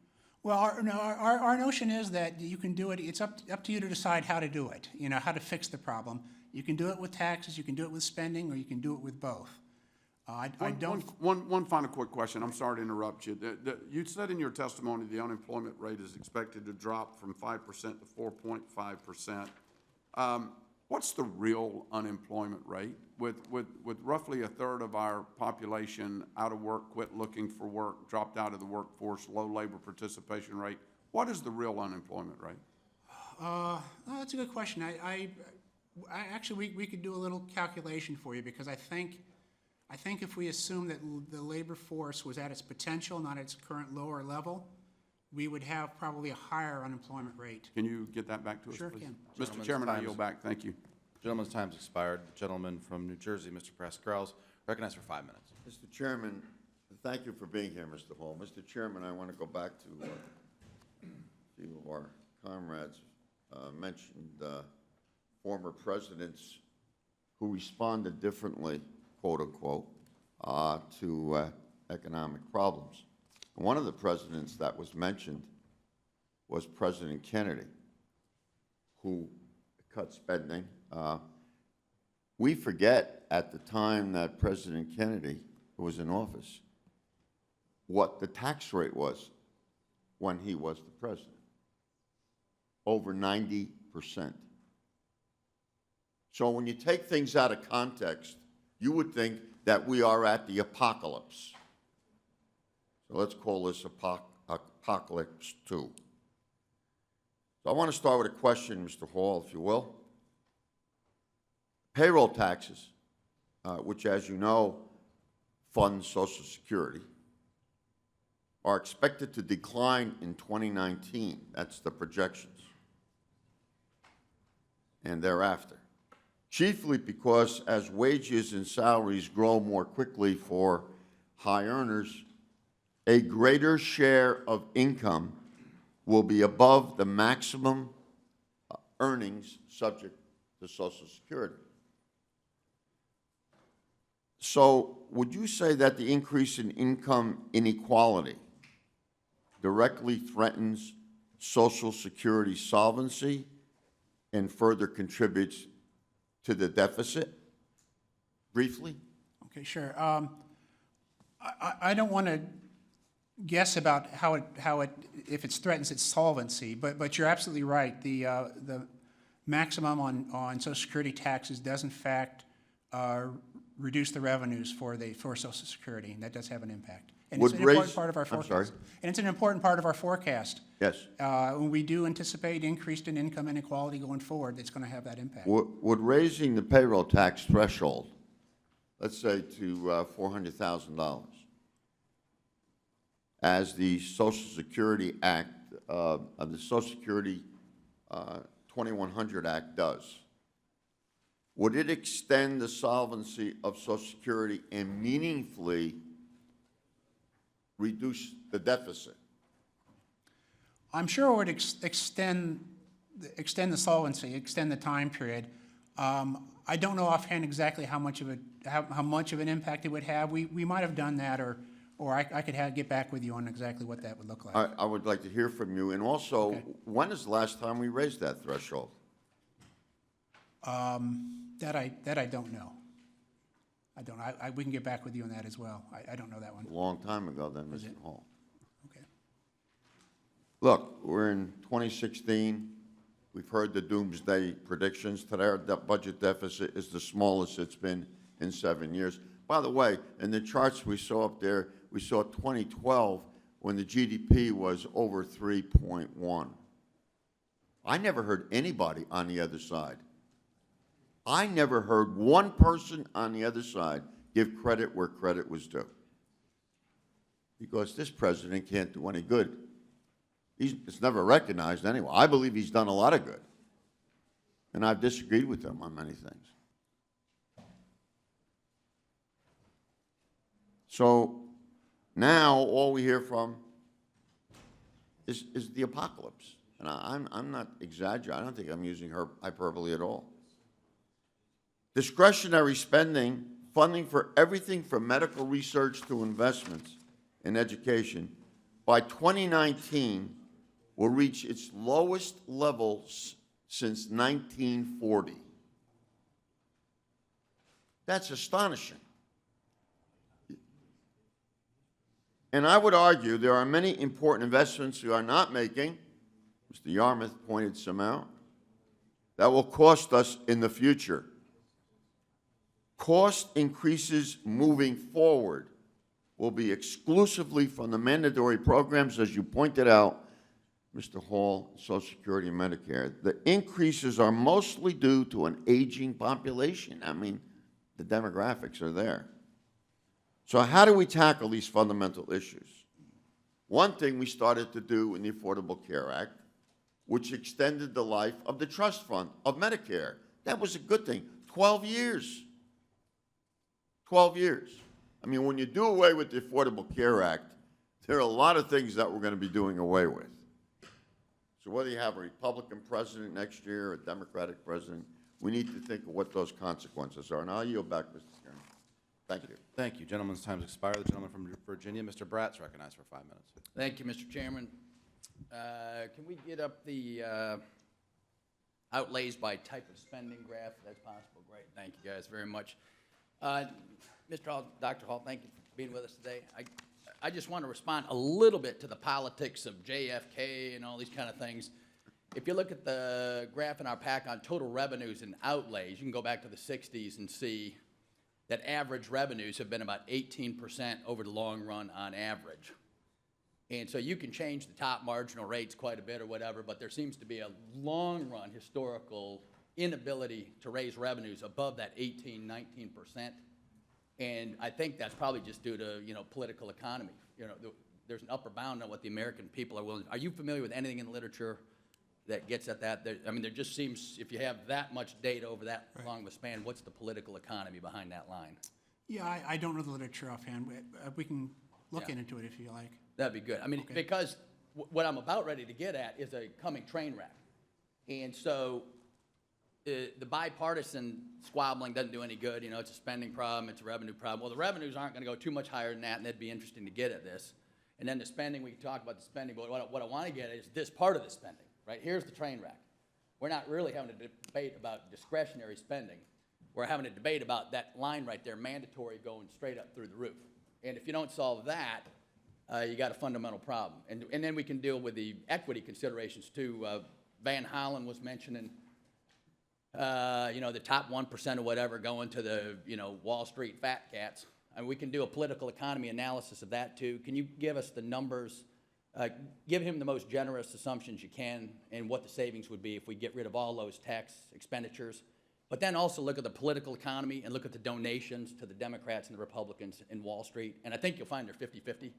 So the reluctance, right, if we're being honest, if you do the political economy, you guys can talk about income distribution, whatever, but you guys got half the fat cats, we got half the fat cats. I think that's just being honest. But if I'm wrong, Not quite. right, and that's unfair. That's fair. Let's look at it, right? So I just don't want to be searching after false answers, because I think the true answer is right there. I've been teaching it for 20 years or whatever, the debt's 19 trillion. That's a serious deal, but nothing in comparison to this thing. The mandatory spending right now and the unfunded liabilities are $100 trillion right now. 127 trillion on the bottom of the debt clock 2 years ago. For some reason, it went to 100 trillion. What's that mean? That's the amount we're not going to be able to pay for Medicare, Social Security, et cetera. That's not going to be a financial crisis. That's just going to be a reduction in those programs going forward to the next generation. Medicare and Social Security are both insolvent around 2032. Both programs insolvent. The next generation won't get what current are getting. And the basic takeaway, what's the 100 trillion mean? That's the biggest number in the economic textbooks. It means in 11 years, there won't be any federal revenues, or another way of saying it is, all federal revenues will only go to pay for mandatory programs and interest on the debt. Another way of saying that is there won't be $1 left for the military, education, transportation, all of running government in 11 years. And that's CBO, the main graph, and it's related to this graph. And so, Dr. Hall, I'm just going to run, these are easy softballs. I just want to run through the logic just to kind of put this out there.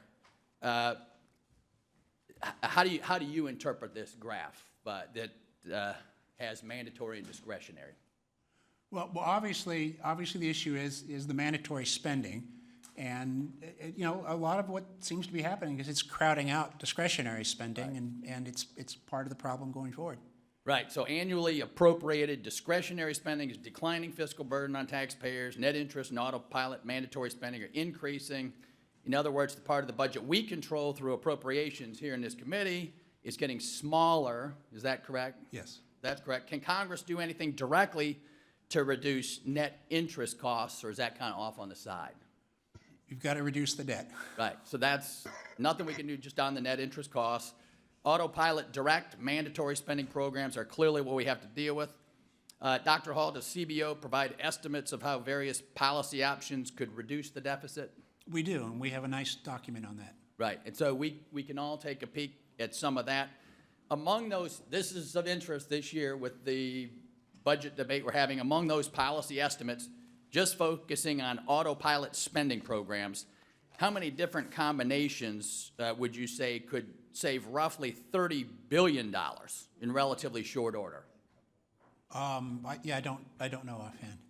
But do you, okay, well, maybe we can just ask you to see if you can find us any bundling of those, because that's kind of the number that's in play. Gentleman's time's expired. Gotcha, Plus okay. in the budget. Gentlelady from Wisconsin, Ms. Moore, is recognized for 5 minutes. Thank you, Mr. Chairman. Can you leave that chart up there, please? Thank you, Mr. Chairman, Mr. Ranking Member, colleagues. Good morning. Just a question for the gentleman, and I'll yield to him to answer. Outlays by type of spending. Does this include the spending through the tax expenditures? The tax expenditures, that's on the discretionary side. Right, so that's Would you agree with that, Dr. Hall? No, they're not really in there. It's Right, that's what I in the thought. revenue This side. chart, Yeah, this chart doesn't make any sense to me. Okay, thank you. Can you put the chart up with, that I asked you to put up? Okay, you know, I agree with my Republican colleagues on a number of things. I mean, we really do need to get away from the sort of Washingtonian speak and just speak plain old English that everybody understands. The tax breaks that we all voted for on November 15th is spending, people. It's spending. You can say we're putting monies back into our constituents' pockets, you can say whatever you want to say, it's spending. And as you look at this chart, you will see that that tax breaks we all depend on. Some of us, you know, I'm going to claim my mortgage deduction. All of the things that we spend, you know, tax breaks to oil companies, all of that exceeds the spending that we do on Medicare and Medicaid. And so when we hear the Republican mantra that revenue is not the problem, it's a problem with spending, I guess I can agree with that. I guess we're in agreement on that. Spending is the problem. So what I'd like to ask you, Dr. Hall, is something about your testimony on page 4. You talked about discretionary spending is projected to drop from 6.5% of GDP this year to 5.2% in 2026, a smaller percentage than in any year since 1962. So when we start talking about cutting spending, they always, say we need to cut discretionary spending, Head Start and, other kind of programs. Where is the greatest opportunity to cut spending? I mean, is there more money in like Head Start, WIC, than there is in these tax expenditures? Well, we can't cut to the bone. Where are opportunities to cut? Well, the document I referred to, we do have a policy options document that gives you some idea of what possible tools you have, cutting spending, raising taxes, et cetera, that will help with the deficit. Right, because you agree with my assessment that tax cuts are spending. Well, I don't really have an opinion on that. I'm not. I'm not asking for your opinion. I'm asking you to tell me that when we provide tax cuts, that is spending from the Treasury. We're denying ourselves revenue. Oh, okay, that's true. Right. I mean, the same as if we sent out a check to the Head Start program. That would be spending. We're denying the Treasury those monies that we would use for something else if we're funding Head Start. So it's the same sort of process. All right. Yeah, let me ask you something else before my time expires, Dr. Hall. This committee is poised to use a process, budget reconciliation, to cut the mandatory spending such as SNAP and Medicaid, and we've had kind of discussions on voucherizing Medicare and so on. Do you agree that things like SNAP, for example, actually increase our growth of our economy? That actually it is, it's penny wise and pound foolish to food stamps are only used in counter-cyclical times, and if we cut food stamps, we're actually cutting revenue. Well, that's certainly. I don't know in terms of whether they sort of pay for themselves in any way. I don't know if they help growth, but you're right that they're automatic stabilizers, and that when the economy goes into recession, some of these programs that help. It's like $1.75 benefit for every dollar we spend on SNAP, and so to block grant this, we're automatically cutting GDP. I don't have much time, and Mr. Chairman, I just want to say. Anytime. I know. I just want to. I'm talking to you now. I'm not asking any more questions. Gentlelady's time's expired. Okay. We'll now hear from the gentleman from South Carolina for just Mr. make a Sanford comment for about 5 the minutes. process. I thank the Chairman. A couple of observations and then a question. One, I was struck by my colleague's conversation from New Jersey on Social Security and raising the payroll tax. As we all know, there are unintended consequences, and politics is ultimately what drives Washington, D.C. As we remember, Social Security was put in place as a social insurance program. If you lift the caps, you really move it to a social welfare program. People like the linkage between I pay in more, therefore I get more over the years. If you completely delink those things, it becomes a pure social welfare program, which really undermines the constituency for that system itself. And so from both sides of the aisle, I think there have been legitimate questions about doing so. Two, I want to follow up on my colleague from Virginia, Dave Bratt's thoughts on sort of the bigger picture where we are, because I think he was really hitting on something in that, from the Republican side, we blame Obamacare and the Obama economy for sort of deficits and where we are. From the Democratic side, blame tax cuts. But the reality is, if you look at where we are, I do believe, I guess it was my colleague from the West that said, this is the sky is falling hearing. Sky's not falling, but we're in an incredibly dangerous financial spot, which is what I think my colleague from Virginia was getting at. And from both sides of the aisle, we're going to have to look earnestly at how do we make reforms, because where we're headed is to a spot that I think is enormously dangerous. As he pointed out, within 10 years, we're going to be at a spot where there is only enough money for interest and entitlements and nothing else.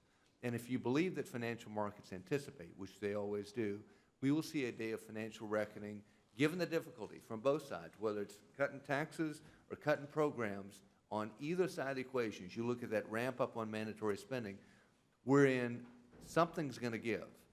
And I don't think it's a sky is falling phenomenon. I think it's felt at the gut level by the American public. What the folks tell me in my home district is there is a lot more lightning to the way we can't go on spending forever in our business, in our state, in our family budget, and ultimately gravity works with government too.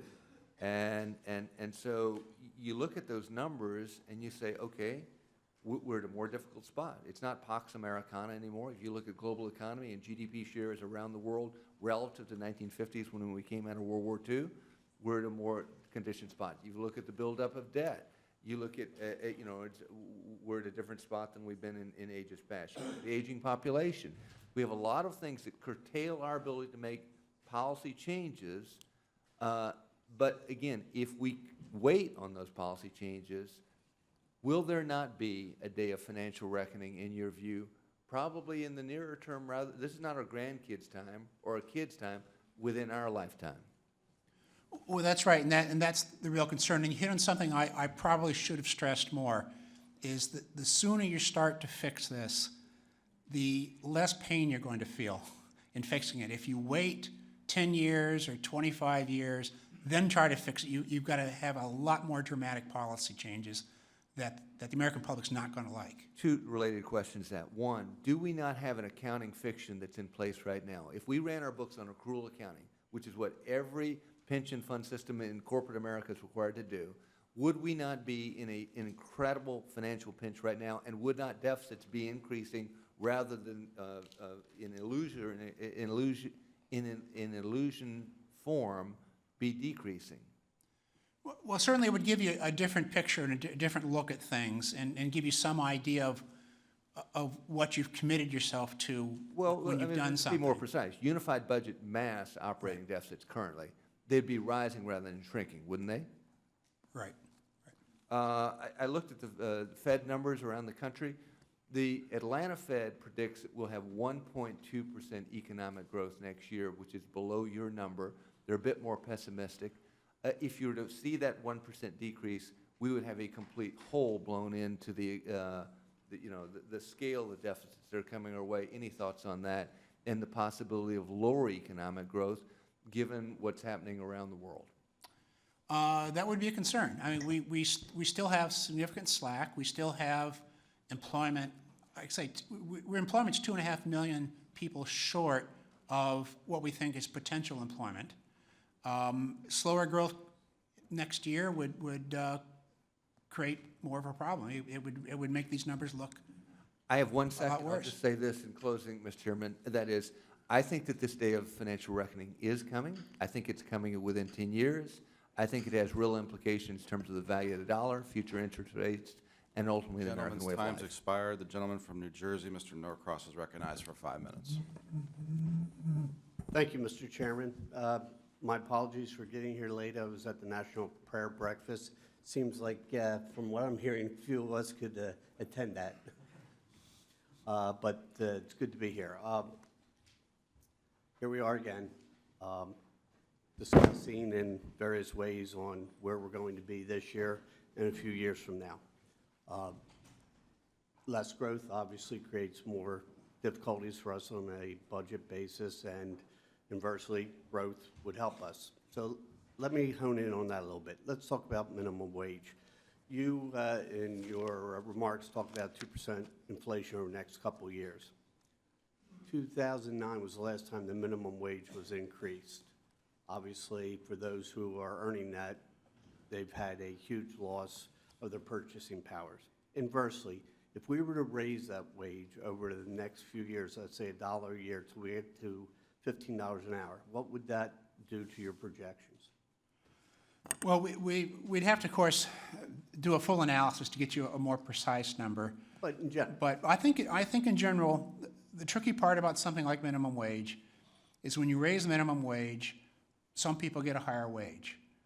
The problem can be is that labor markets are like any other market, and if you raise a price, demand declines. And so there's the possibility that you'll have a reduction in employment. When we did an estimate for a little while ago on raising the minimum wage to, I think, 10%, something like that, we forecast a decline in employment as a result of the increase. So that's sort of your trade-off, because you do get higher wages, but you run the risk of having In the states that have people. raised their minimum wage, they've increased their employment. So the basis for that is what? Well, what's tricky about that, and I can't speak to those specifically. What's tricky about that is lots of other things change at the same time. Absolutely. But there's a lot of economic literature on the effects of minimum wage. And our reading of the literature is that there is probably some reduction in employment when you raise minimum wage significantly. So, at the end of the day, does that increase the revenue because those who are making a higher wage are paying more in taxes? I think that sounds right, but I don't recall the budget, our budget estimate on that. I would appreciate if you get back to me on that. Okay, because sure. obviously this is a discussion. Anybody who is unfortunately making minimum wage without a raise. But when you talk about raising the cost of doing business, Right. which minimum wage, by your suggestion, is doing. So those who would take the profits out of a company, who want to take more profits, would cause the same effect if they're taking more out of the company. Right, and that's part of the debate, right, is whether a company can handle the higher wage, take it out of profits, or whether they'll look for substitutes, right? Because there are a lot of minimum wage jobs where there are a lot of substitutes, and to the degree that that happens, technology is a good substitute, then you've got an unintended consequence. The point I'm trying to make, and I think you concur with it, is that if it costs you more on the bottom end or on the top end, it's costing you more money. Oh, I got you, yeah. That's the point we're trying to make. So it's going to have that impact. The point of the matter is those who are making minimum wage are guaranteed to spend every dollar here in this country.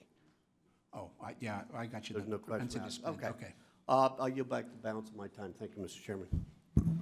I thank the gentleman. The gentleman from New Hampshire, Mr. Gint, is recognized for 5 minutes. Thank you, Mr. Chairman. I want to thank the chair and Dr. Price for their confidence in me to rejoin this committee. I enjoyed my time on the committee in my first term and see some of the similar faces and some new faces, and I look forward to what is amounting to a continued and ongoing spirited debate about the budget philosophy and process here in Washington.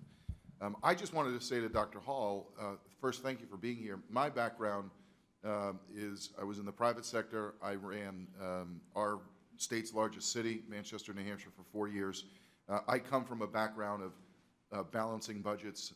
I actually was able to reduce taxes, reduce borrowing, and we were named one of the best managed small to medium-sized cities in America. I take that more fiscally responsible and conservative approach, but I also recognize the obligations and responsibilities that we have in the confines of the budget. There are a number of things that concern me that you've touched upon. First of all, the growth rates, 2.7, 2.5. Other estimates that have been discussed are a little bit lower. I think we're probably somewhere between 2 and 2.5. I hope it certainly doesn't go lower. And the fact that the budget deficit is going to increase up to that 86% over time. That is if I saw that in the private sector on a balance sheet, that would be a big concern. Would you share that view? I think that's right, yes. The other concern I have is, and you touched upon it, the labor participation rate. That has to increase in order for consumer confidence to be affected, for spending, local spending to be affected, right, and for our opportunity for revenue to the federal treasury, correct? That's correct. And I think you said 0.1% increase in growth would be $300 billion over 10 years. That's right. In reduced deficit. So we're talking about $30 billion a year, right, for every right, 0.1%. Well, that's all about the labor participation rate and what kind of jobs and salaries people will have. right. And that, I think, is a fundamental problem. You mentioned we have a lack of productivity, but you're not exactly sure why. Right. Is it because of the lack of lower participation rate, and then the types of jobs that is impacting the decline in the unemployment rate, which is to say it's more retail sector driven rather than driven by higher wage sectors. The very people that are graduating today who would like to get a job at a minimum of $1,000 a week or more, those jobs seem to be far and few between. That's a great concern for me. So I guess my question to you would be this. What component of the regulatory requirements that we have in this country affect those decisions to have greater output by our small, medium-sized employers in the country? That's a tough question, because you do obviously expect that regulation, labor market regulation, can have an impact on employment.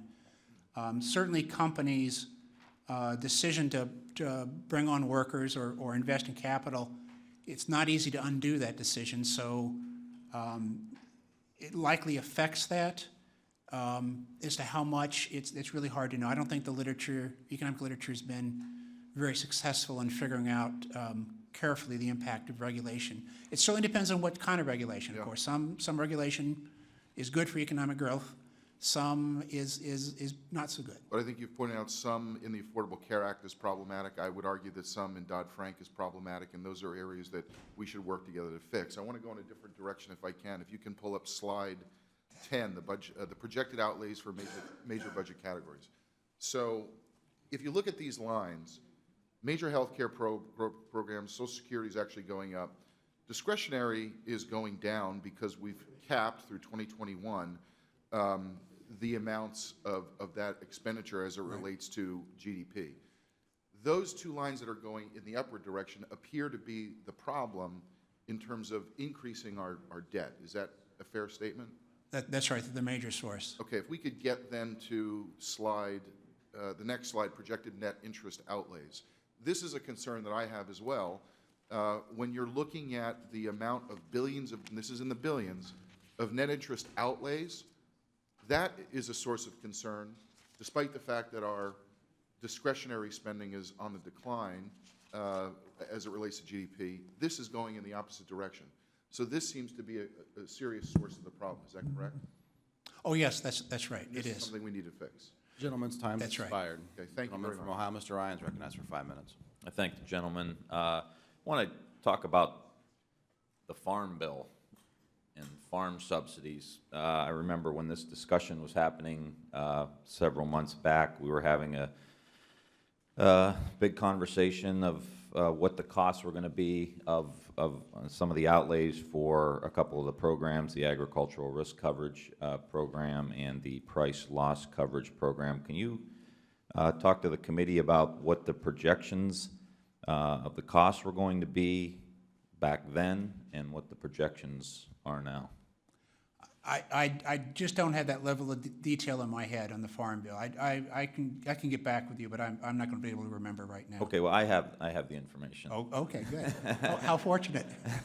So I can help you out because you help us out all the time. The projections for these programs, both the ARC program and the PLC program together, were projected to cost $11.6 billion from 2016 to 2018. The new estimates released this week say the combined cost for those years will be almost $20 billion, which is 70% higher than the original projections. So the conversation that we need to have on this committee, Mr. Chairman, also needs to get into what we're doing with regard to the Agricultural Risk Coverage Program, the Price Loss Coverage Program, and some of these other programs that are involved in the Farm Bill, because we're seeing significant increases to the tune of 70%. And I can only imagine what this committee would say, and many members of our friends on the other side would say, if there was a 70% increase in the projections of certain other programs that maybe weren't going into the agricultural sector, what the opinions would be of some of our friends on the other side. So I think we need to look very closely in this budget about these projections and about what the costs are. How about the Affordable Care Act? Can you talk to us a little bit about what impact that's having on the long-term budget deficits in the country? Sure. One, it's really hard to know what impact it's having because a lot of things have changed. But we have done some estimates relatively lately on what the effect would be of its repeal. Can you share that with that's us? helpful. Sure. We did an estimate of the complete repeal in June, and our estimate there was that it would actually add to the deficit of about $140 billion over 10 years. That's in large part from the Medicare payment controls. Mm-hmm. And in the reconciliation bill, we did a look at just the subsidies. They had a proposal to eliminate it without the reducing the Medicare payments. And then there it would reduce the deficit by about $500 billion over 10 years. So the subsidies and the Medicare reductions are working sort of in opposite directions. And of course, you then have the impact on number of people who have health insurance. So some of the reforms in there, you talked about the Medicare program, are bringing the deficit down by $150 billion over the course of the next 10 years. You have the 20-year outlays? I don't offhand. Okay. I don't think we estimate. But when I say 140, I mean that's the whole thing. So that's removing the subsidies, and then removing the controls on Medicare payments. So it's the combined So if impact. you repeal Obamacare, Right. repeal you're going to have a $150 billion That's right. hole in the deficit. Right. I think this is an important issue here, Mr. Chairman, because we talk about long-term deficits, and we put the slides up on the TV screen, and we talk about how this is such a terrible thing. We obviously have a lot of personal stories of people in states like Ohio who now have Medicaid coverage, now have coverage, subsidies helping them out, pay for the coverage, pre-existing condition. And to go in and just have 60 or 70 votes on repealing this without any real plan to replace it, but also sending all those folks into a more dangerous insurance market because they will go back to being denied coverage because of pre-existing conditions. They go back to if they had a tragedy in their family, hitting a lifetime cap in the course of several months. So I think it's important that we put all of this in the context. So as we move forward with this budget, I think that the issue with regard to farm subsidies and what we can do there, investments we need to make in the prevention and healthy foods, getting them into our schools and so on and so forth. And if we do what our friends on the other side wanted to do for 60 sometimes, repeal the Affordable Care Act, blows a huge hole in the deficit. Thank you, Mr. Chairman. I think the gentleman from Arkansas, Mr. Westerman, is recognized for 5 minutes. Thank you, Mr. Chairman. Thank you, Dr. Hall. I'm fascinated by the work that you all do, and I studied some economics classes in graduate school at Yale, but I find when I'm in some of these congressional hearings, I learn economic theories that I've never before experienced. One, it causes some mental gymnastics when you try to put all this together, but I think I would frame it in economic double negative when we talk about how a tax cut is a spending increase, but I guess it goes back to where you assume the ownership of the money is. If the government owns everything, then if you cut taxes, then you would, in theory, I guess, increase cost or spending for the government. But if you followed that out, maybe if you raised taxes high enough, you could totally drive spending to zero along those lines. I'm not sure. I'm still trying to process that economic double negative theory. But I was also, as an undergraduate, trained as an engineer, which basically they just teach you how to solve problems. And the first part of solving a problem is to identify the problem. And we've obviously identified a problem that we have, and that is debt and deficit spending. And if we drill further down into that, we talk about how we're on a slippery slope, and we look at the types of spending that we have that's driving the debt, and we see that it's, you testified two major areas, Social Security and government-funded health care, and we seem to be on a slippery slope with moving targets. The reason I say that, just back in March, the experts at CBO said we would have about 21 million enrollees in the ACA exchanges, and in the latest report, you've reduced that by 33% to say it's 13 million enrolled in the exchanges. So that number's moving, and then we look over on the Medicaid expansion side of the Affordable Care Act, and we see a projected increase of $187 billion over 10 years, compared just to the CBO's estimates back in August. So we're seeing a projection that's based on increased enrollments. Projection is going to 14.5 million over 11.5 million.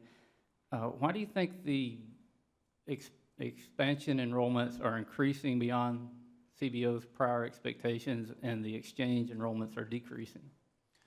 Yeah, it's hard to say. You know, for example, with the exchange enrollment, to be honest, our earlier estimates were not based on data. They're based on our modeling or expectations of things, and we're now getting data in. And this is, you know, our new estimates based on our experience with the data up to this point. So it should be better at that point. It certainly suggests that the rate of enrollment is slower than we thought. It doesn't mean we're not going to get to the same level that we ultimately forecast for that, but it certainly means that it's been slower than we thought. As to why, I just don't know. Could it be that the exchanges are failing and more people are just being dumped into the Medicaid expansion, which still only includes, what are we up to, 31, 32 states? We're not even up to all 50 states on the Medicaid expansion. Well, that's right. Yeah, well, that's right. The Medicaid part has done better than we thought. That's right. There has been a big shift towards that. And we expect that's been more so than we thought would happen. So could you give me an estimate as to the federal government share, or more accurately, I should say, the American taxpayers' cost per beneficiary for the Medicaid expansion population? I can't offhand. I can. Somewhere in the $6,000 per beneficiary. Maybe you can get that number. Okay, yeah, I'd be happy to. I'm sorry I don't know it offhand. Yeah, so we talked about this projected 14.5 million population in the ACA Medicaid expansion. Right.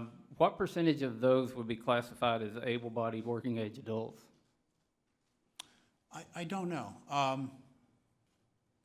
But the expansion population is obviously different from the traditional Medicaid population of aged, blind, disabled children. Oh yeah, that's right. Yeah, I mean, the eligibility is for those who are 138, have an income of 138% of poverty or below. So it is a rather different population. Okay, could you try to get that number for me? Yeah, yeah, we can tell you what we know. Percent of able-bodied working-age adults in the expansion population. And also, of these 14.5 million beneficiaries, how many of them are contributing to their health care cost?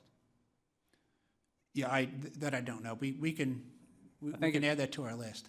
Probably 0%, but if you can get that number for me, I'd appreciate it. Sure. Thank you, Mr. Chairman. Thank you, gentlemen's time's expired. We'll now hear from the gentlelady from Tennessee, Mrs. Black, for 5 minutes. Thank you, Mr. Chairman, and thank you, Dr. Hall, for being here.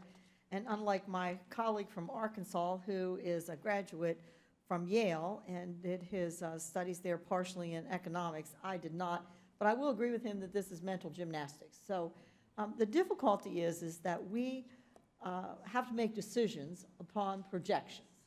And knowing whether those projections are good projections or projections that may not happen just because of what happens in the economy or some other factors is often difficult.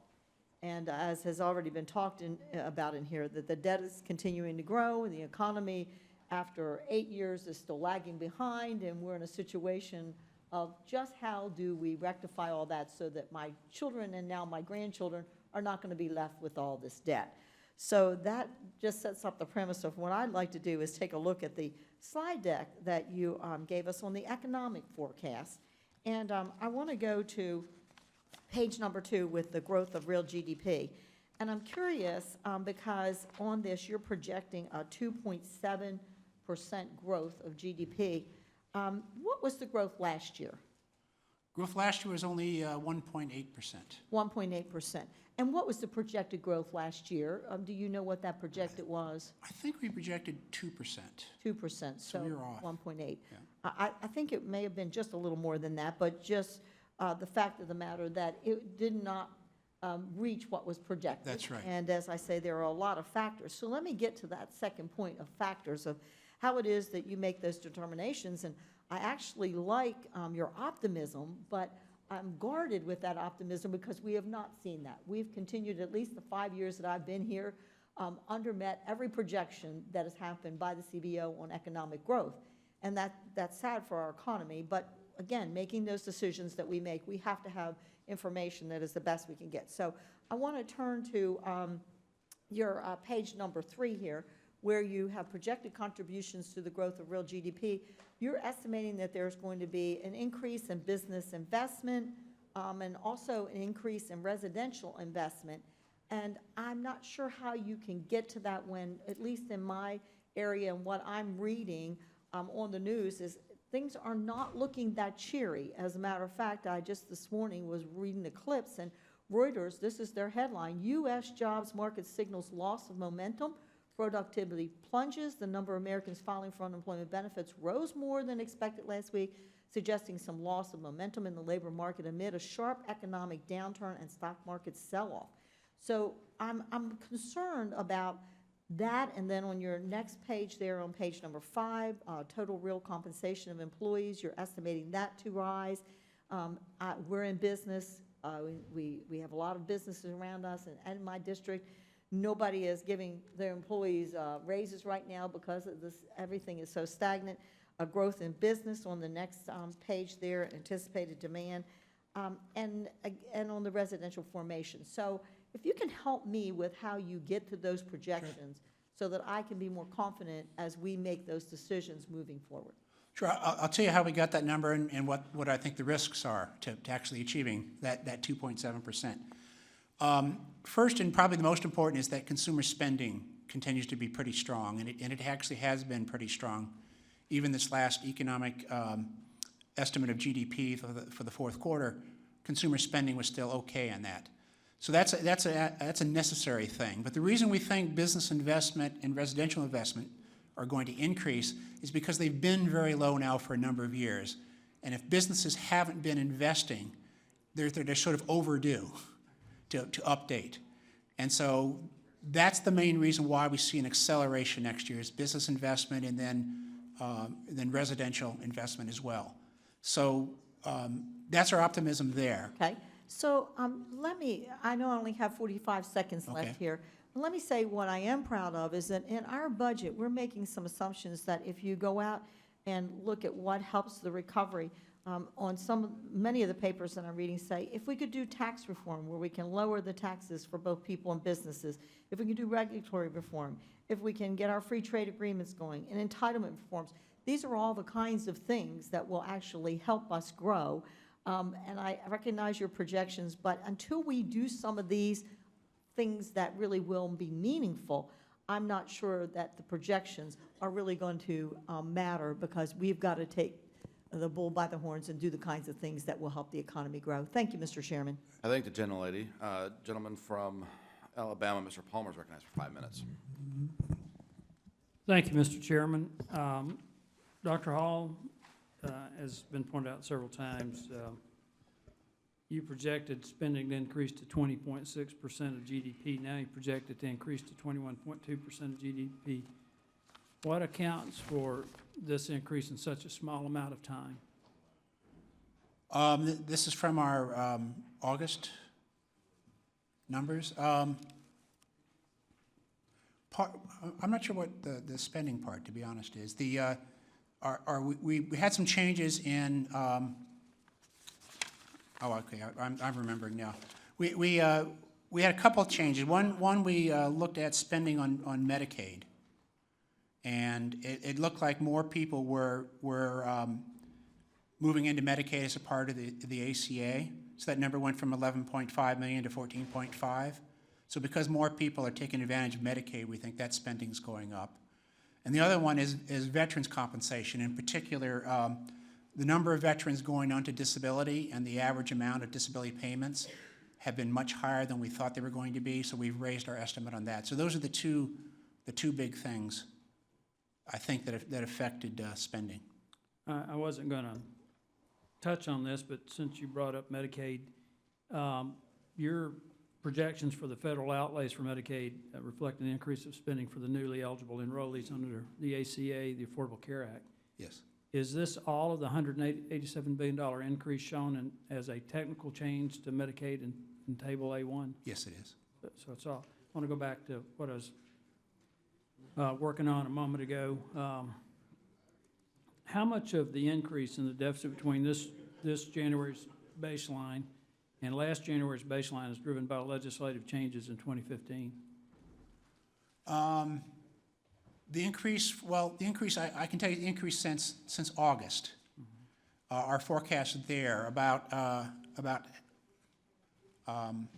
half of it was because of the, $750 billion, somewhere. that's right, so, yeah, but was about half of it. Does that take into account interest on the amount that we'll have to borrow? Yes, it does. Okay.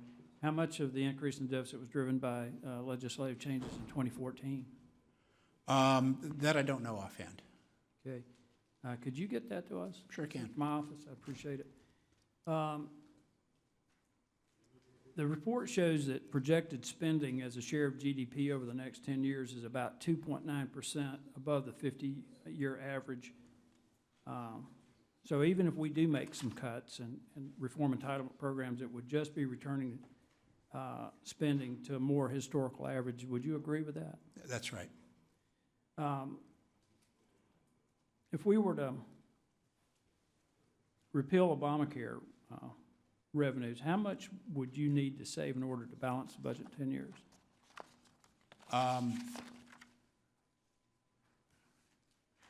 You mean given the absence of the ACA, how much would Because the, not only are we cutting Right. spending on that, we're also eliminating some of the taxes that are associated with it. right, yeah, our full estimate of eliminating the ACA would be that it would add $140 billion to the deficit over 10 years. So this would be all of it. This would be the subsidies and the reductions in Medicare payments. The reductions in Medicare payments actually have been. That's just on the revenue side. That doesn't take into account the spending side. Oh, I'm sorry. Yeah, I don't know the breakout. Yeah, I'm sorry. I don't know the breakout right now. All right. If we were to properly account for the offsetting collections as government receipts and not count them as negative spending, and all the money currently spent through the offsetting collections was still spent, what would the total gross outlays be in 2017? Do you have any idea on that? I don't right now. I'm sorry. All right. Well, Can we get? Do you have a calculation? I don't. Okay. That's why I'm asking you. Okay, I'll get We back can work on to it you. too. We'll see if our calculations come out anywhere Okay. close to that. All right. In the time I have left, I understand CBO produces projections several times annually. And as Congresswoman Black pointed out, the gentlelady from Tennessee, that those are often off. You have to correct them. How often, when the projections are updated, does CBO show a decrease in revenues? Lately, it's been quite often because we've been too optimistic about the economic forecast. And for what it's worth, so is everybody else. Okay, well, my point would be, wouldn't it logically Gentleman's time's follow expired. there'd be a Gentleman's mandatory cut time's of spending? expired. Gentleman from New Jersey is, I'm Mr. sorry. Garrett's Can you answer the recognized question, for Mr. 4 Chairman? minutes. Can you answer the question? So just a couple of points before I get to my one or two questions. One, someone from New Jersey raised the point earlier on, he's gone now, saying this hearing's about the sky is falling and austerity in the next. But, you know, I'll tell you what sky is falling for people back in New Jersey is for the individual who has lost his job and because of this economy can't get a new one. It's the small business owner or the person who works there who doesn't have a business anymore because of this economy. His sky is falling. It's a single mom who can't buy enough food or clothing because of the economy. Her sky is falling. It's for the 50 million people in this country who are in poverty right now.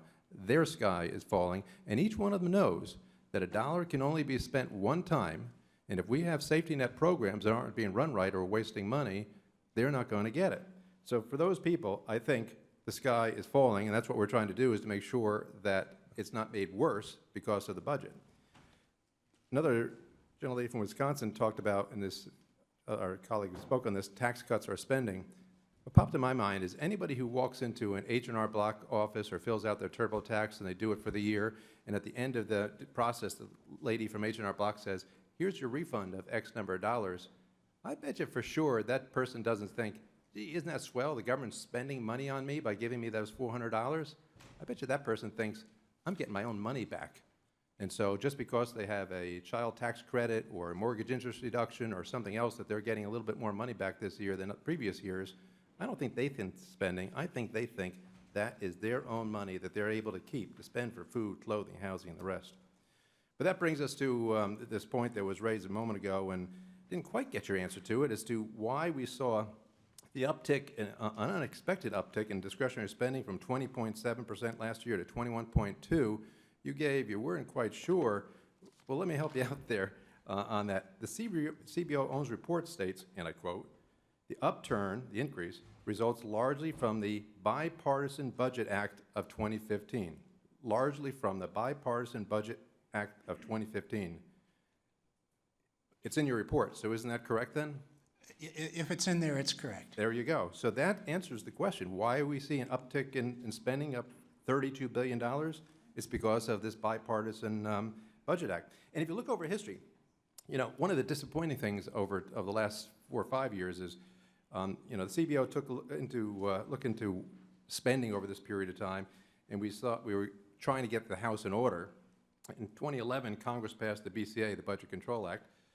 Did what? That capped the spending, right, on discretionary spending over a 10-year period, 2012 till 2021, I believe. And the idea behind it wasn't that to say, how can we save $1 trillion over that 10-year period? That was the basic idea, correct? I believe so. Right. But here's the problem. That was done in 2011.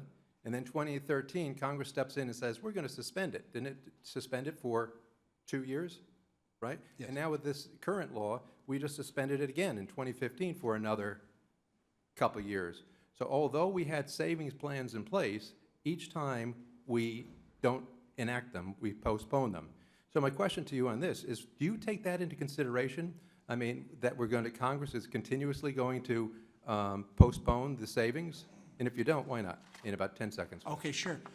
We basically follow direction for the Budget Committee. So on some things, we assume that when they're due to end, that they will end, and some things we've been told to assume that they're going to continue. But the bottom line is, based upon those assumptions, your assumptions have been wrong each time, and because of that, the forecasts have been understating what our actually deficits is. Last question, that's true, is it? Well, on those issues, yes. So I thank the gentleman. Gentleman's time expired. Members are advised there was a 15-minute vote called about 5 minutes ago.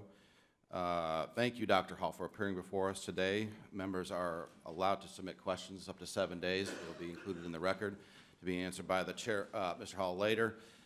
Seeing no more business before the committee, I want to thank my colleagues again and the witness. This committee meeting is adjourned.